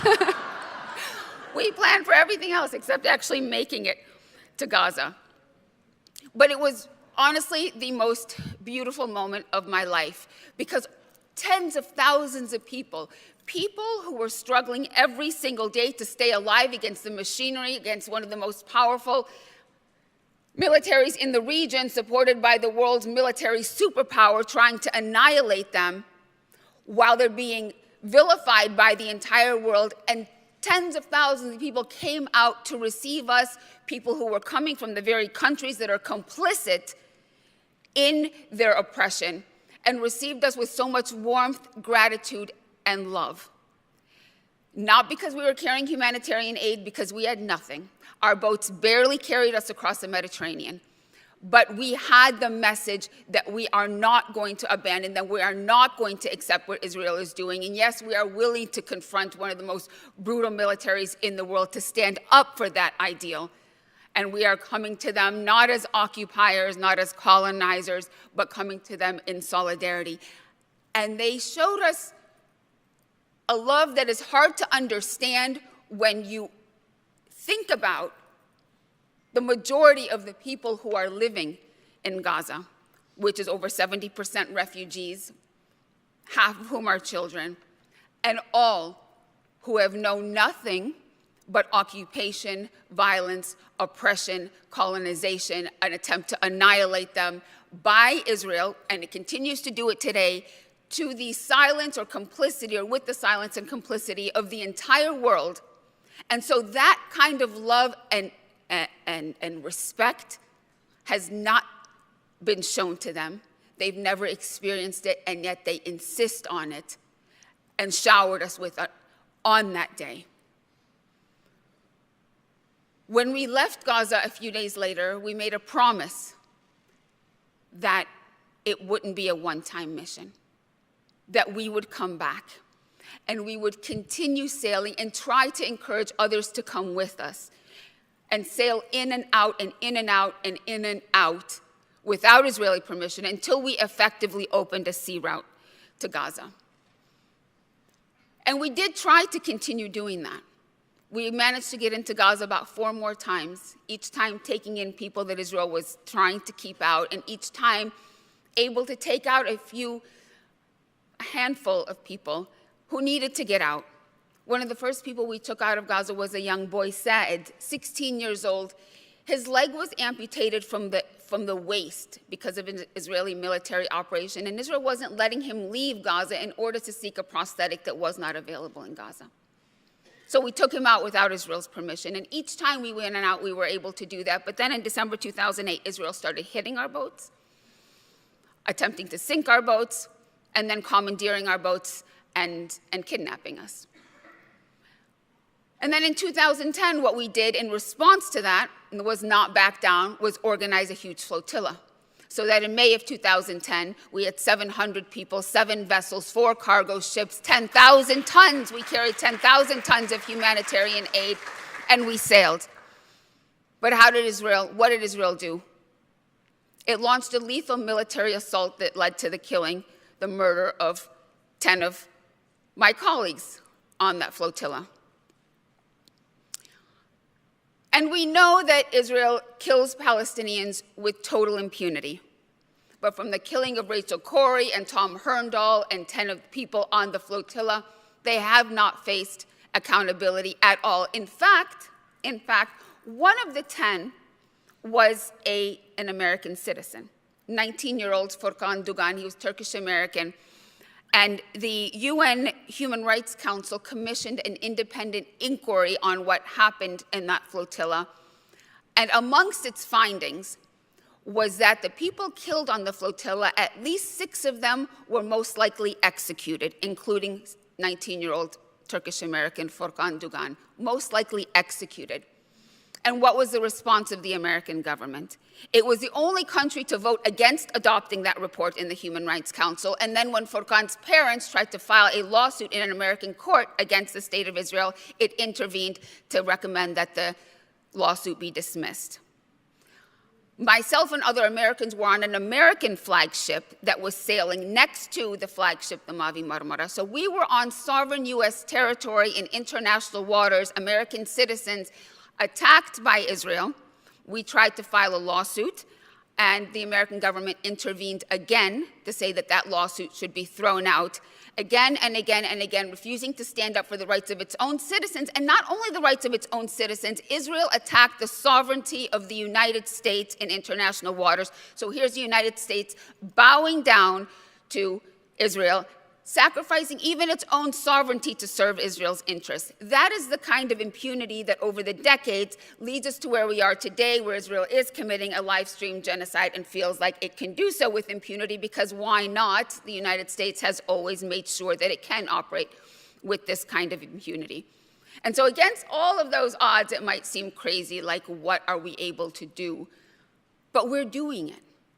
We're doing it. Those boats that sailed, those 2 small fishing boats, just last month had turned into over 50 boats that were sailing with people from over 40 countries, right?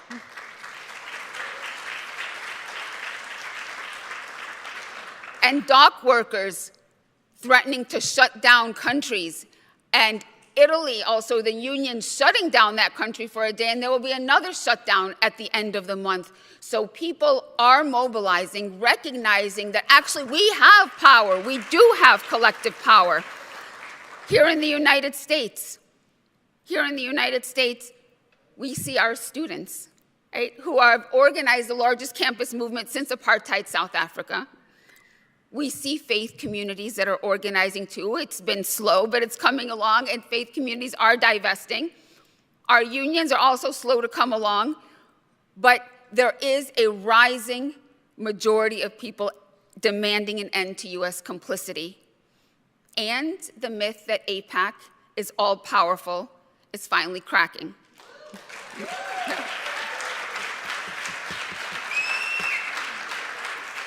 We have now politicians saying that they won't take AIPAC money, and just look at what Zohran Mamdani was able to do.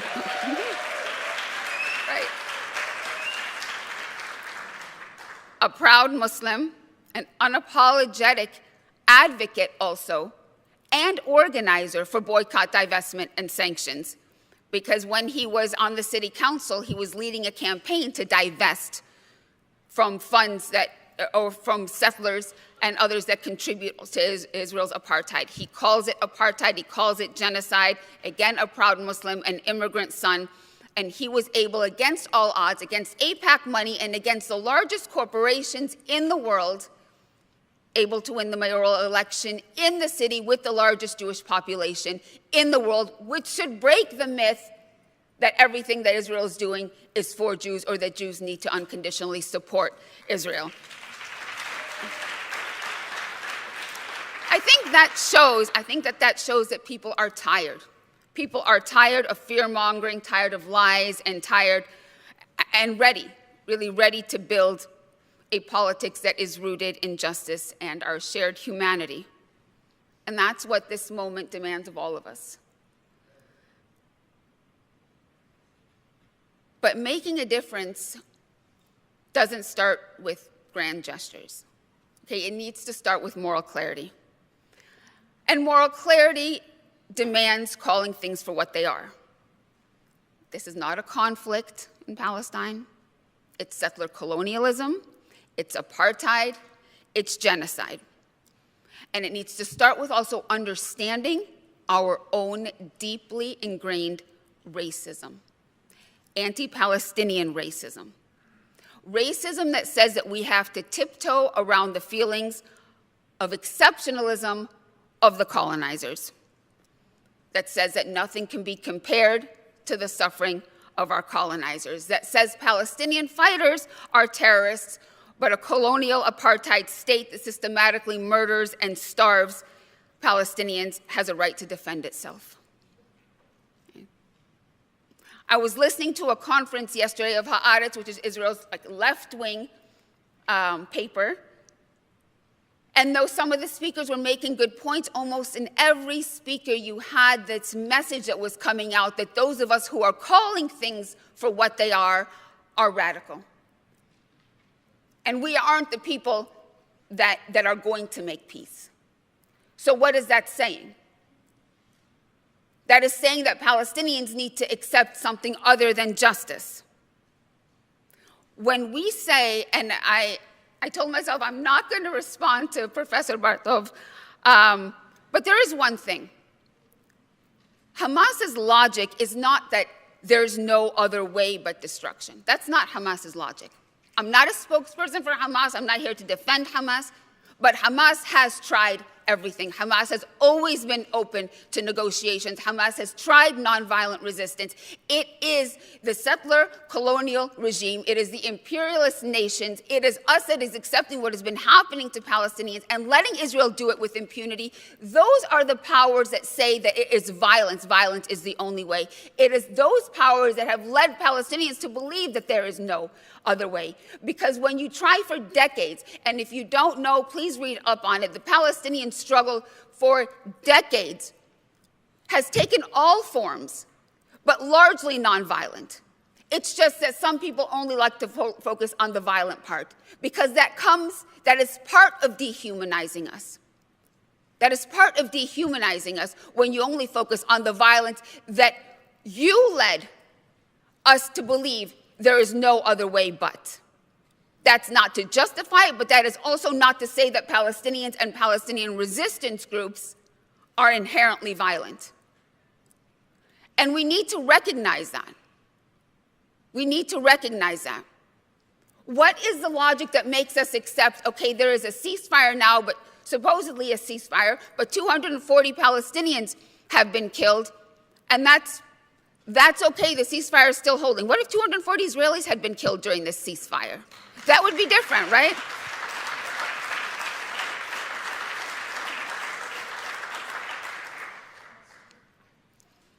So that is where, resistance begins. It's breaking the lies that normalize violence. And then we organize, right? Because outrage alone is not going to dismantle power. We need structure, obviously, we need strategy, and we need solidarity. We need to turn moral clarity into material impact through boycotts, divestment, and sanctions, through legal action, through direct action, through cultural and academic resistance. Wherever we are, we can make our institutions, every group that we're a part of, choose a side. We must choose a side because apartheid and genocide and colonialism, things that we have international treaties against, things that supposedly the world decided is never going to exist again, is never going to happen again. Those things are happening now on our watch. And if we accept this neutrality, then we are part of enabling that kind of oppression. So through our actions, we make our institutions choose a side. And let us not be pacified by the so-called ceasefire. I'm not a historian, but for as long as I can remember, there has not been an agreement that Israel has not violated. And it's violating it right now, every single day. Every single day. And there is no ceasefire, and then people talking about peace that's going to come, and Trump thinks that there's, what is he calling it, the Institute or Peace Bureau, whatever he wants. There can be no peace if there isn't justice, if there isn't equality. None of that. None of the powers that be right now are talking about that. But our governments are trying to pacify us. Just look over a couple of months ago when the flotilla was at sea. You had Turkey and Spain and Italy and Greece send out naval ships supposedly to protect, the civilians on the flotilla. That was in response to the outrage of their civilians who were organizing and shutting down the country. So that was in direct response to our organizing. But that's not enough. In the end, those ships turn around. They didn't do what they needed to do, was to continue to sail, because they need to be breaking the siege on Gaza, because that siege cannot be justified in any way, cannot be justified. It is not only illegal, it has been a war crime when it was imposed as a method of collective punishment, and it is a war crime today. It is a crime against humanity. It is being used, as we see, as we know, is being used now to engineer a famine as part of Israel's genocide. So there is no justification for it whatsoever, and yet every country that is not defying it is accepting it and is enabling it. So those countries needed to break the siege themselves by sailing. Every country that wants to send aid to Gaza needs to be doing it by defying this siege, not sending their aid to El Arish in Egypt, then to put them on trucks and get in line at Rafah, where Israel also has the border closed, so you have thousands of trucks that are lining up waiting to get in, because you're still allowing a country that is on trial for genocide to decide if any aid is going to get to a people that are exterminating. Like, what kind of sense does that make? What kind of world is that? And so I'll tell you that we, with the Freedom Flotilla Coalition, will sail again. We will sail again, but you don't have to be on those boats to be part of the movement. You absolutely don't be. In fact, I say with all honesty that more is done by those who are not on the boats. Okay, because while we may be organizing this international direct action, we have to bring that action home. We have to make sure that that direct action that's done internationally is resonating at home with the pressure that is being put on our politicians to live up to their responsibilities so that civilians don't need to be at sea going to face off the most brutal military that exists today.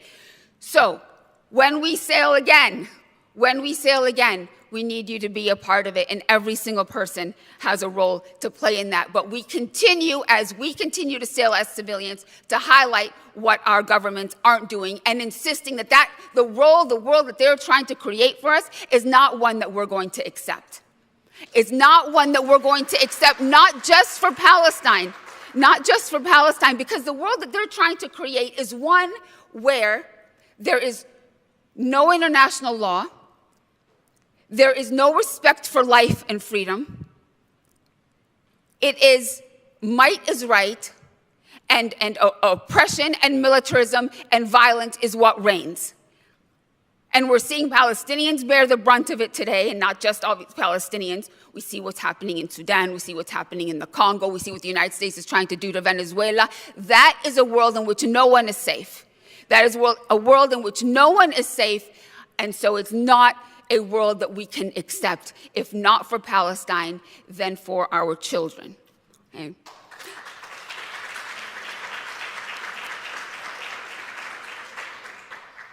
So, what does all this mean? How do we all make a difference? We refuse silence. It's as simple as that. We organize where we stand. We understand that every act of resistance matters. Every worker who refuses to handle weapons bound for genocide, every student who sits in, every community that divests, every artist who tells the truth, it all matters. It all matters, and I know it's not easy. It's not comfortable, but it's necessary if we care. And that wall of impunity is cracking. It absolutely is. Our test today is to keep, as I said, making those choices that our institutions have, that our representatives have, that our countries have, making those choices visible. To organize our communities right here at home, to pressure our representatives, to push our churches more, to push our unions, our universities, our organizations to divest from corporations profiting from occupation, apartheid, and genocide. And at the same time, we defend the right to speak, to teach, to stand for Palestinian freedom, even as we know that those who will do so are smeared and are silenced or attempted to be silenced. It used to be that those smears would silence, and now we see more people speaking up, and our power is also in numbers. And in my profession, I am a lawyer. I am proud to say that there are so many lawyers who are volunteering their time to stand up for those who are being persecuted for speaking up for human rights. So when we stand together, they will not be able to silence us. And like I said,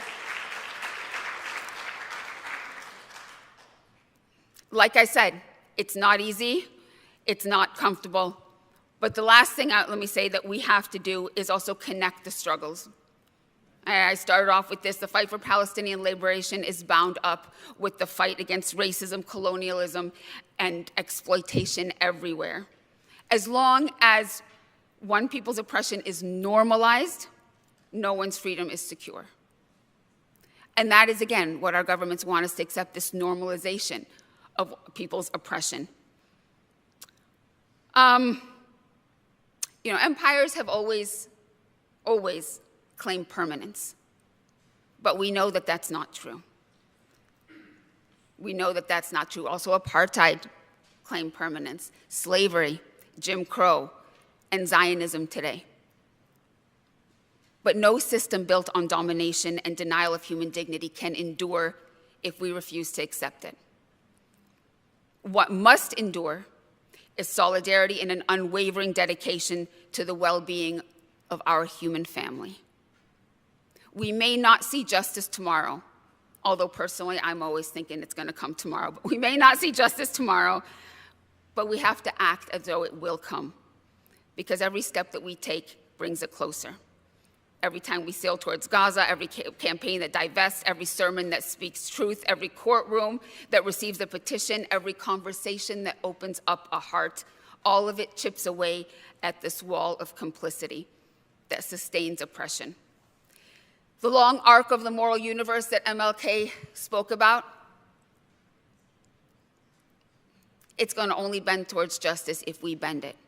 It doesn't bend alone. So to do that, we have to refuse silence, we have to refuse comfort, and we have to refuse despair. And so let me end with also quoting my former colleague, Rachel Corrie. In one of her emails, she said to her mom, she said, "Just hearing about what you're doing makes me feel less alone, less useless, less invisible. The international media and our governments are not going to tell us that we are effective, important, justified in our work, courageous, intelligent, valuable. We have to do that for each other. And one way we can do that is by continuing our work visibly. So let us keep organizing, building, and imagining, because as the people of Gaza have shown us, even under rubble, life insists on itself. And if against a brutal military regime intent on annihilating them, supported by the world's military superpower, they can keep living, if they can keep resisting, then the least we can do is keep fighting beside them. And not just to get in food, not just to break a siege, until total liberation. Free Palestine."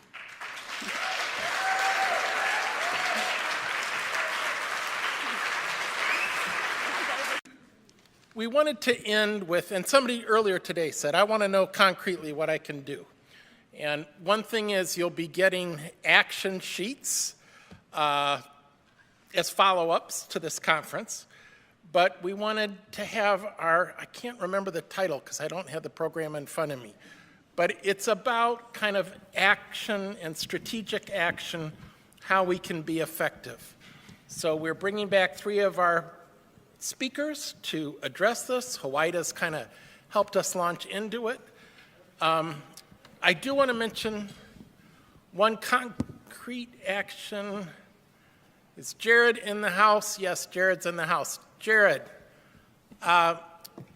so the Tahrir Coalition on campus is considering holding a war crimes tribunal that I hope would be, among others, indicting the university. I hope I got this right, Jared. If I'm too far off, let me know. And so that's one concrete action to keep an ear out for, to get on the Tahrir thing. For those who don't know, the university has dismantled the system of faculty oversight of student punishment, has created its own office to punish students, and then the dean who oversees that office has significantly increased the penalties on all the students from what even their own process set up. So there's stuff going on in our largest employer here in Michigan that we're needing to be confronted. But let's give Danielle and Omar, do you want to say anything, initial thoughts on effective actions before we open things up for others to talk? I'm thinking about the universities because of my role at the encampment at the University of Notre Dame. 17 students got arrested, and I almost got caught, but I was faster than the cop, so he couldn't catch me.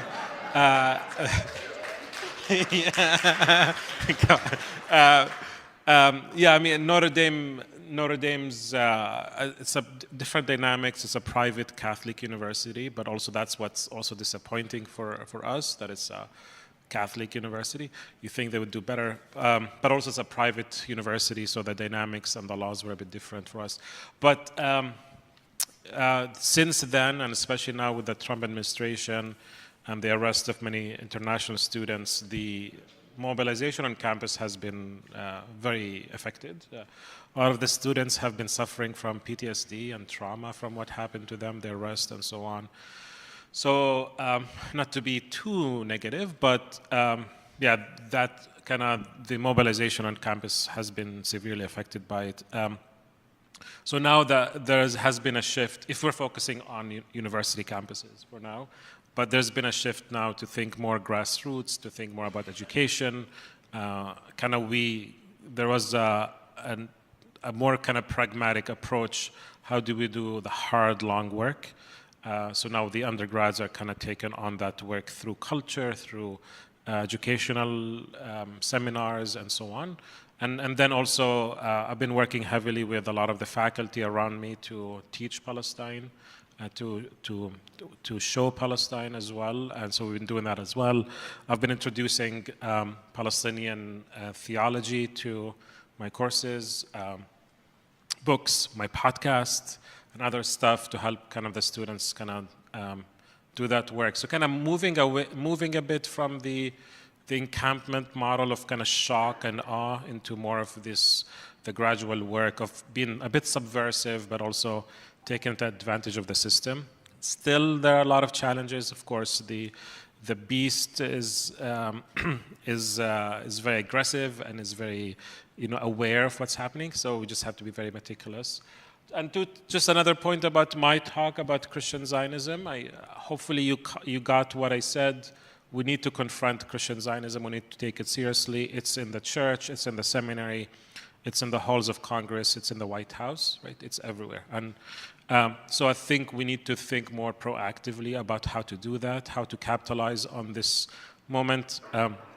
Huwaida talked about the cracks now in the Democratic Party with Zohran and others, but also we're seeing the cracks in the conservative side.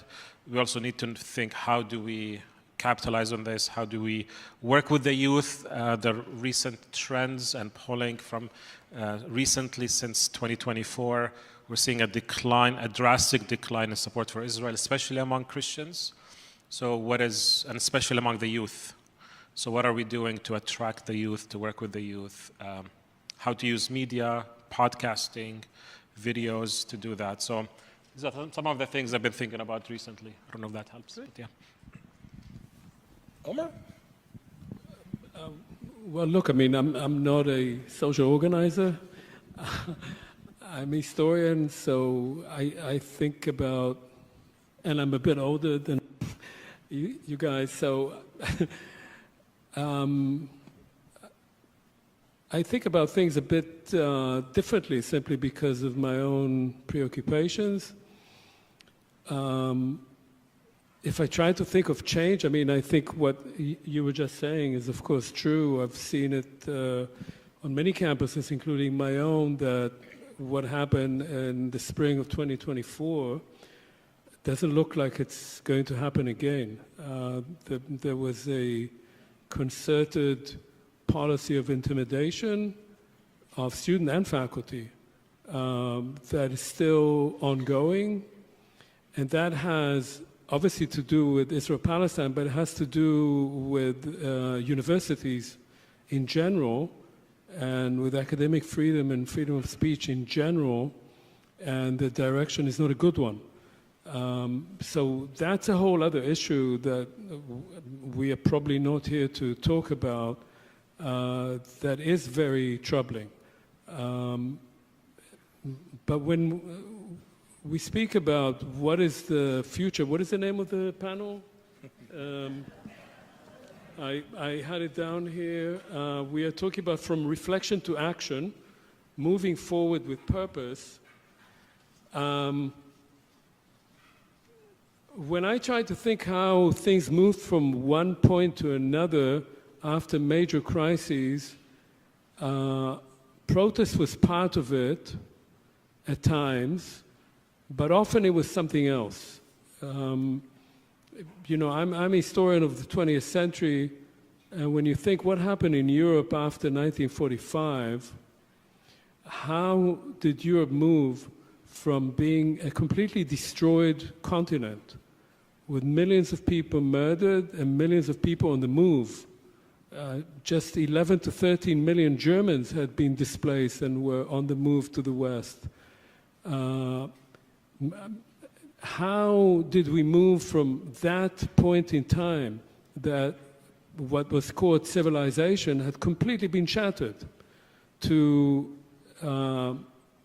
2-3 decades later, it was political and economic decisions that made that transition.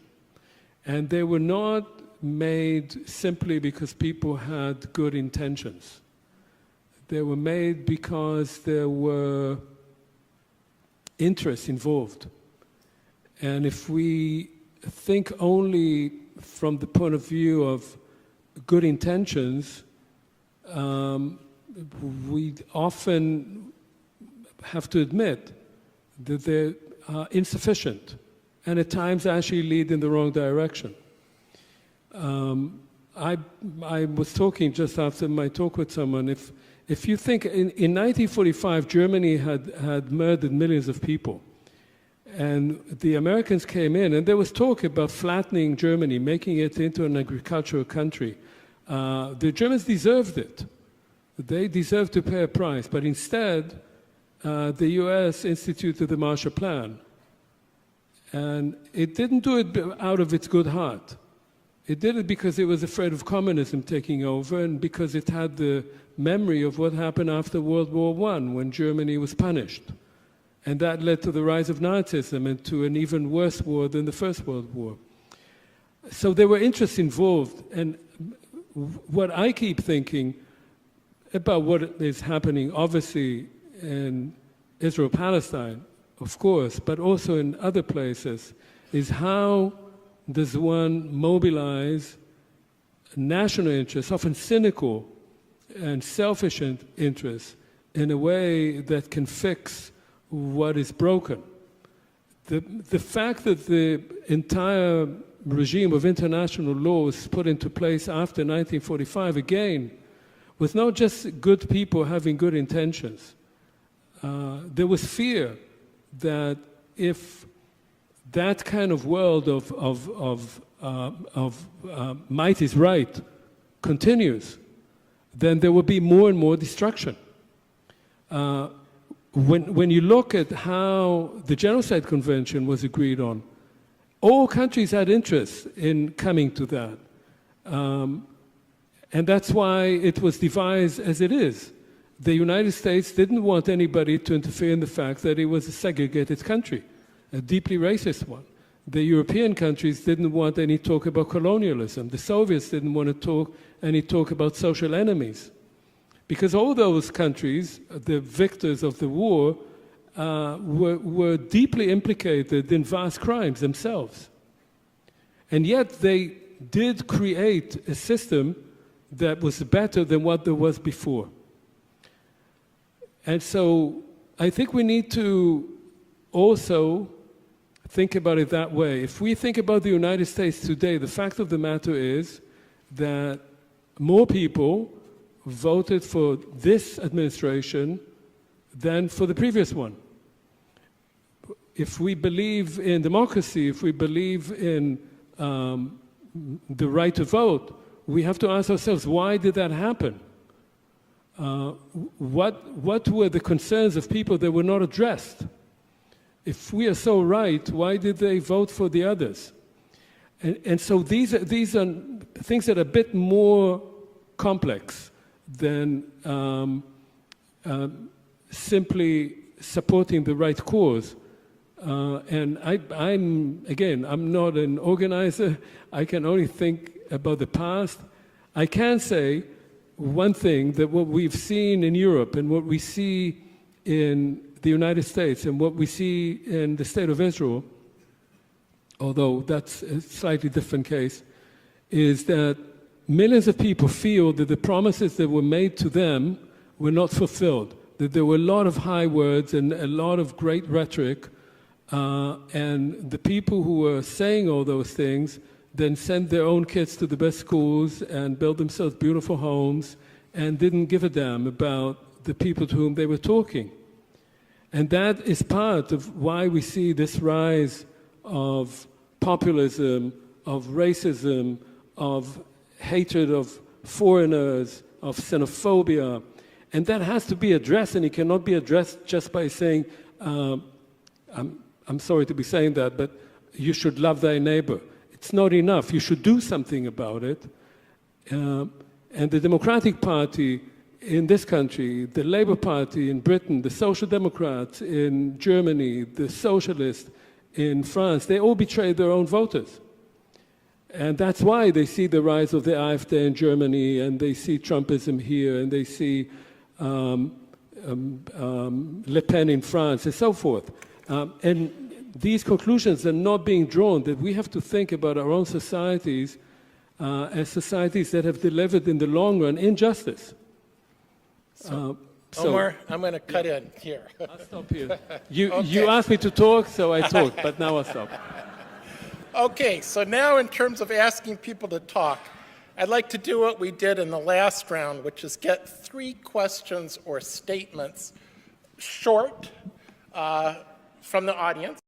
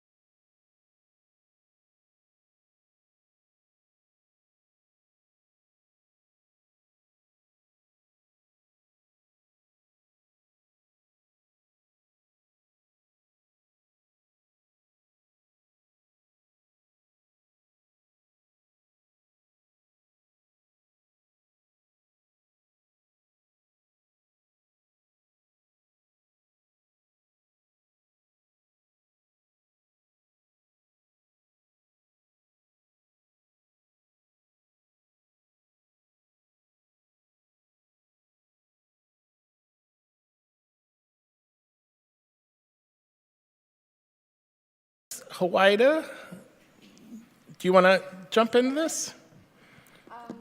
On ideas about, again, effective action, you spoke to some of it, but also this issue specifically of the tech industry, grief, how we create a new world order amidst this devastation, and... It's a lot. Yeah.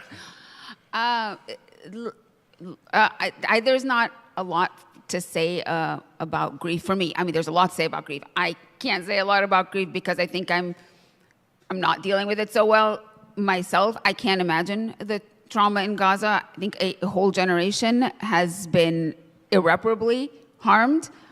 And even those of us, like Palestinians, or those of us who care, I think none of us are okay. We don't know how to answer that question. And someone was asking me, like, how I dealt with, I mean, yes, I was kidnapped and beaten and was in prison for 5 days, and someone was legitimately very concerned to ask how I was doing. I'm like, I'm fine.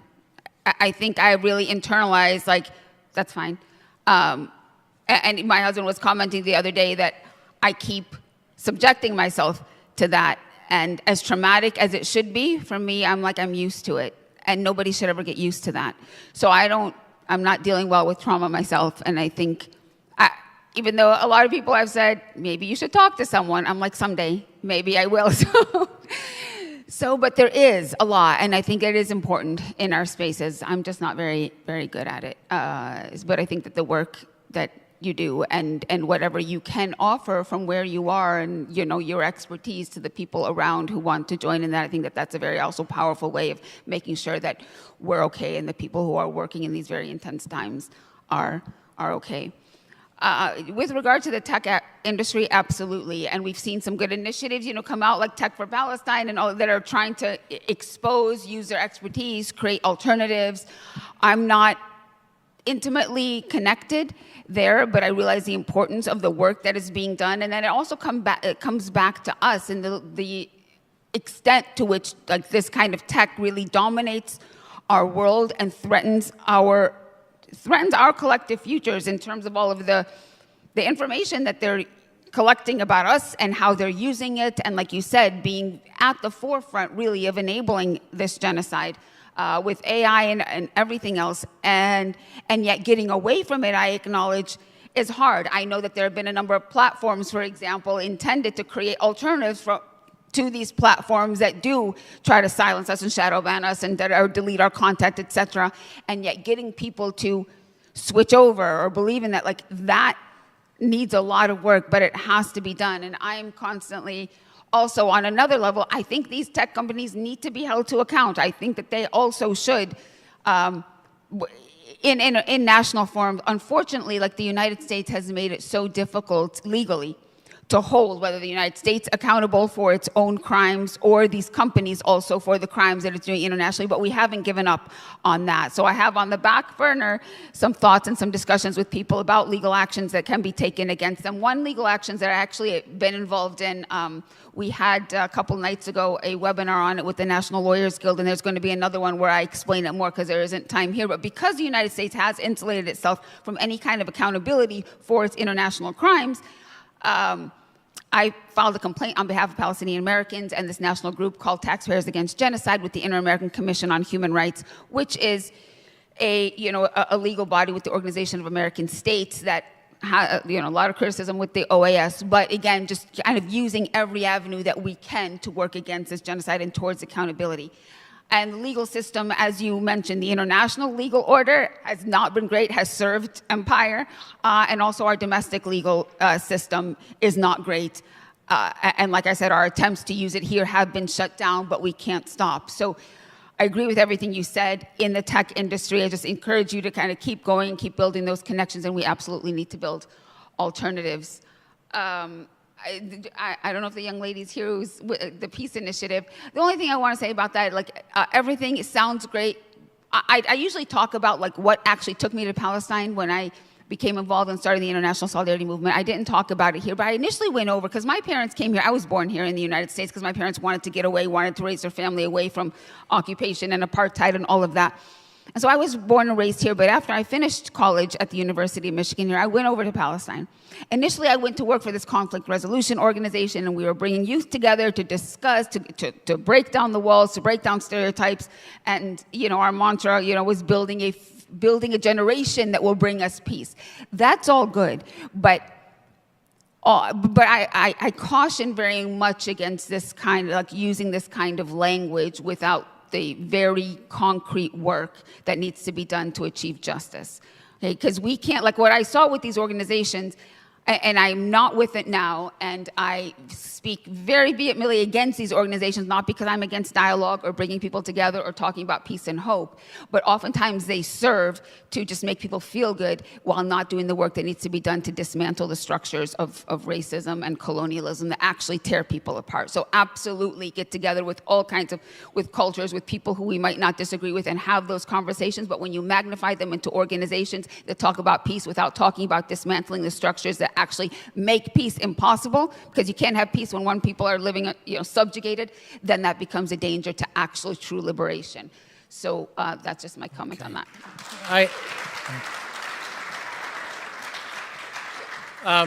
So talking about BDS, but we have workshop leaders who we're running it behind in terms of them starting their workshops. I just want to put one last question out there. Omer, Hawaida, you're a lawyer. Omer, you've done this work on genocide. When will the International Court make a ruling, do you think? And what are the is that ruling going to mean anything other than moral suasion? What are the possibilities with that ruling on genocide? Can I just respond briefly to our colleague here? The Israeli ambassador to Germany, having read an interview with me in Der Spiegel, called me both an anti-Semitic Israeli and a self-hating Jew. And I've received many emails calling me a capo and things of that sort. So I'm sort of used to that. It's not, but I want to say, when I was speaking about A Land for All, about this group that I've been working with, and that I'm inviting to Brown in the spring. This is a group of Israeli Jews and Palestinians who've been working together for 12 years. And they're hard-headed people. People from the West Bank and Jerusalem and Tel Aviv and Haifa. And they're actually trying to think through how things can be changed. They are taking agency. So I certainly do not think that Palestinians should not have a voice. On the contrary, I think that it's only if Palestinians together with Israeli Jews work together that they can actually accomplish a change. When they work apart, they don't. That's my view. One doesn't have to accept it, but I think that when there is, and it's true, it's not a conflict, it's an occupation and an oppression. If you want to change that, you have to bring people together to work together, not apart. That's my view. That's how I see it. And I should just say on who should be indicted, I can tell you that I can't go to Israel now because if I went there, I would probably end up in a cell with a lot of cockroaches. So people who are in power in Israel right now have made it clear to me that it would not be safe for me to go there because of what I've said about this government. Obviously, the moving evil spirit behind it is Netanyahu. The other people are very extreme, but they are far less influential in Israel. They have far less political power than Netanyahu. And his impact has been very long. And I won't go into all the intricacies of that, but I'll just say that for Netanyahu, the best asset that he had over the last 15 years at least was Hamas. And he spoke about Hamas as being his asset. He made sure that Hamas would get money from Qatar. That was his policy, which is, sounds crazy, but this was his policy because for him the Palestinian Authority was a problem because it was internationally recognized. To say that Hamas has power meant that there's nobody to speak with. So that is the kind of evil mind that is behind all of that. So that's why at least I would like to see him in The Hague. If it's also Smotrich and Ben Gvir and various generals, great, but at least him. Now on genocide. Well, I think we if you could do it very quick, Yes. because we got about 2 minutes, and Hawaii, I want So you one word to on deal that. with this Look, one. we don't know what the ICJ will rule. We know that there are indictments against Netanyahu and his former Minister of Defense by the ICC, by the International Criminal Court. But the International Court of Justice, we don't know how they will rule. They will obviously rule very late. It can take another year or two. My own suspicion, and I may be totally wrong, is that they will take a middle course, that they will find part of Israel's actions in Gaza genocide and part not, as the ICTY, the International Criminal Tribunal for the former Yugoslavia, did, identifying Srebrenica as a genocide, but not the entire war. So I suspect, but I have no ability to tell, that that's what they will decide. And if that's it, it would be very serious for Israel. And I think that Israel stands now accused. Let me just say one thing on that, because I couldn't talk about it before, and I think it's very important. Israel used the Holocaust card, the credit of the Holocaust, to justify its actions for a long time, for decades. What it did in Gaza, I think, has made that no longer possible. It will no longer be able to rely on the Holocaust as justification for genocide, which is what it did in Gaza. And so at least in that sense, whether it's found guilty of genocide or not, I think that in the future, Israeli policy, whatever it is, will have to confront the fact that Israel has been stained with genocide for generations to come. Huwaida. So really briefly, I mean, I agree that we don't know when the ICJ is going to rule on this, but as I think Professor Bartov alluded to in his talk, it is the Convention on the Prevention and Punishment of the Crime of Genocide. And if we're always going to wait for a court to decide, then we're never going to prevent, right? We're never going to prevent. We have Professor Bartov, a lot of other eminent professors in Holocaust and genocide studies, lots of international lawyers, all the human rights organizations, recently the Independent Commission of the United Nations, a long list of experts that have said this is genocide. I think we can take the ICJ the ruling in January 2024 on provisional measures and take that, because they said that there's basically they found that there's a probable or plausible case of genocide, and we use that for divestment and that work. So we have a lot of skepticism in the international system, and the legal system takes obviously a long time. I don't think that I obviously can't wait for them. We continue our work.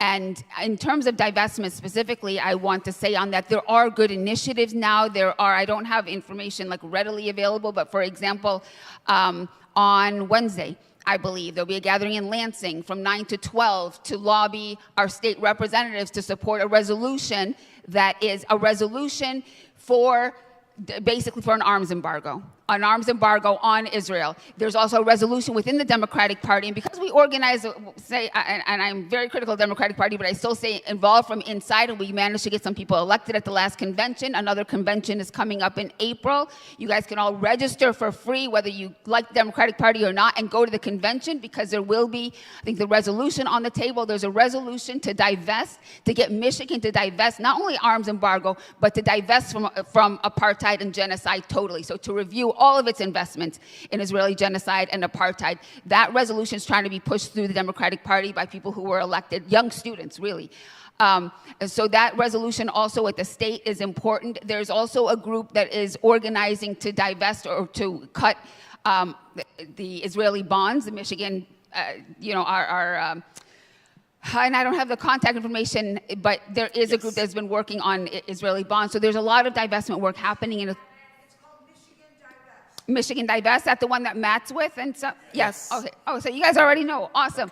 But even if you can't be in Lansing on Wednesday morning, I know I have a flight. We can contact our congresspeople from now to sign on to that and use that. All of the reports on these human rights organizations, the ICJ ruling, all of that to say the United States has, if you legislators believe in the rule of law, when a court says, look, we have an obligation. We have an obligation that you have the ICJ said is plausible, genocide is being committed. So right then and there in January 2024, that put the world on notice that genocide is possibly being committed, and therefore every country has an obligation to do what it can to stop it. And not only have we not done that, but we're actually arming it, we're enabling it. So we use that to push for divestment in our institutions and at our state and national levels. Thank you, Huwaida. I appreciated what Huwaida said today about just not taking the word ceasefire at face value. We have to keep the pressure on. But let's close with the song. This is one of the leading songs from the Poor People's Campaign. It's written by Melanie DeMoore. If you're neat, I think most of our bodies are crying out to stand up, so you might want to stand up on this. All right. We're going to try this one with you. It's called Lead with Love. Like Joe said, Melanie DeMoore. I wanted to say also, how about a thanks to the people that made our food and nourished us. Thank you. That was some delicious food. Thank you, Crystal, for doing the sound and tech. Thank you all for coming. Let's sing this one. It's called Lead with Love. We're going to do the chorus a few times. If you want, clap.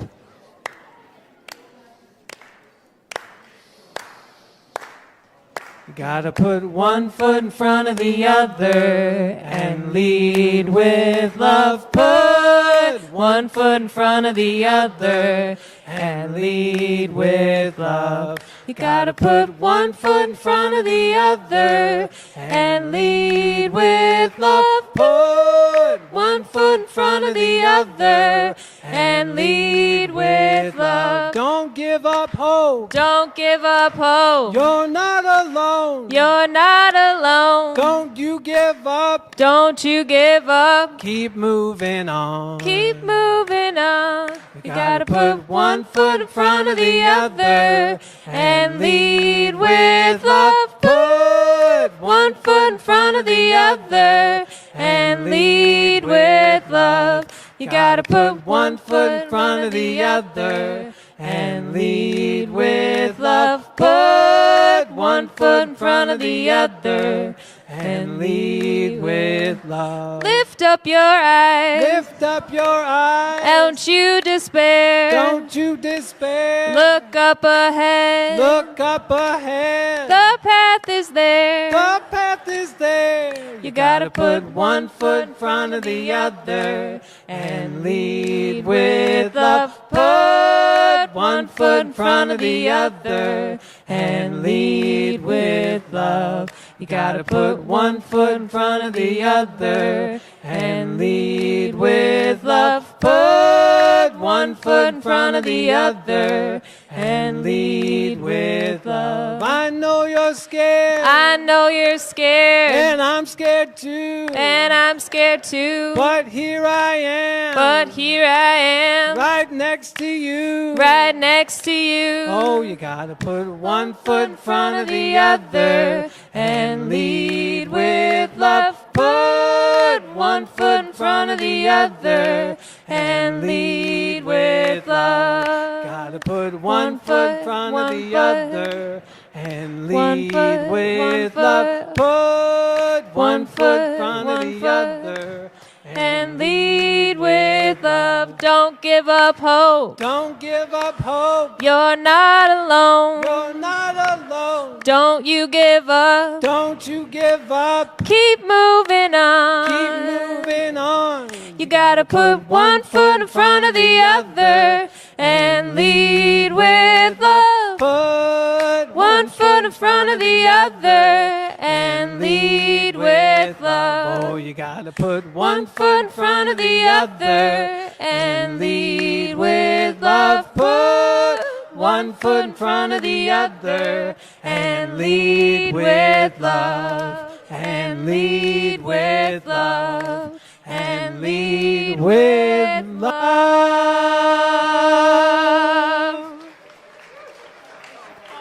Thank you.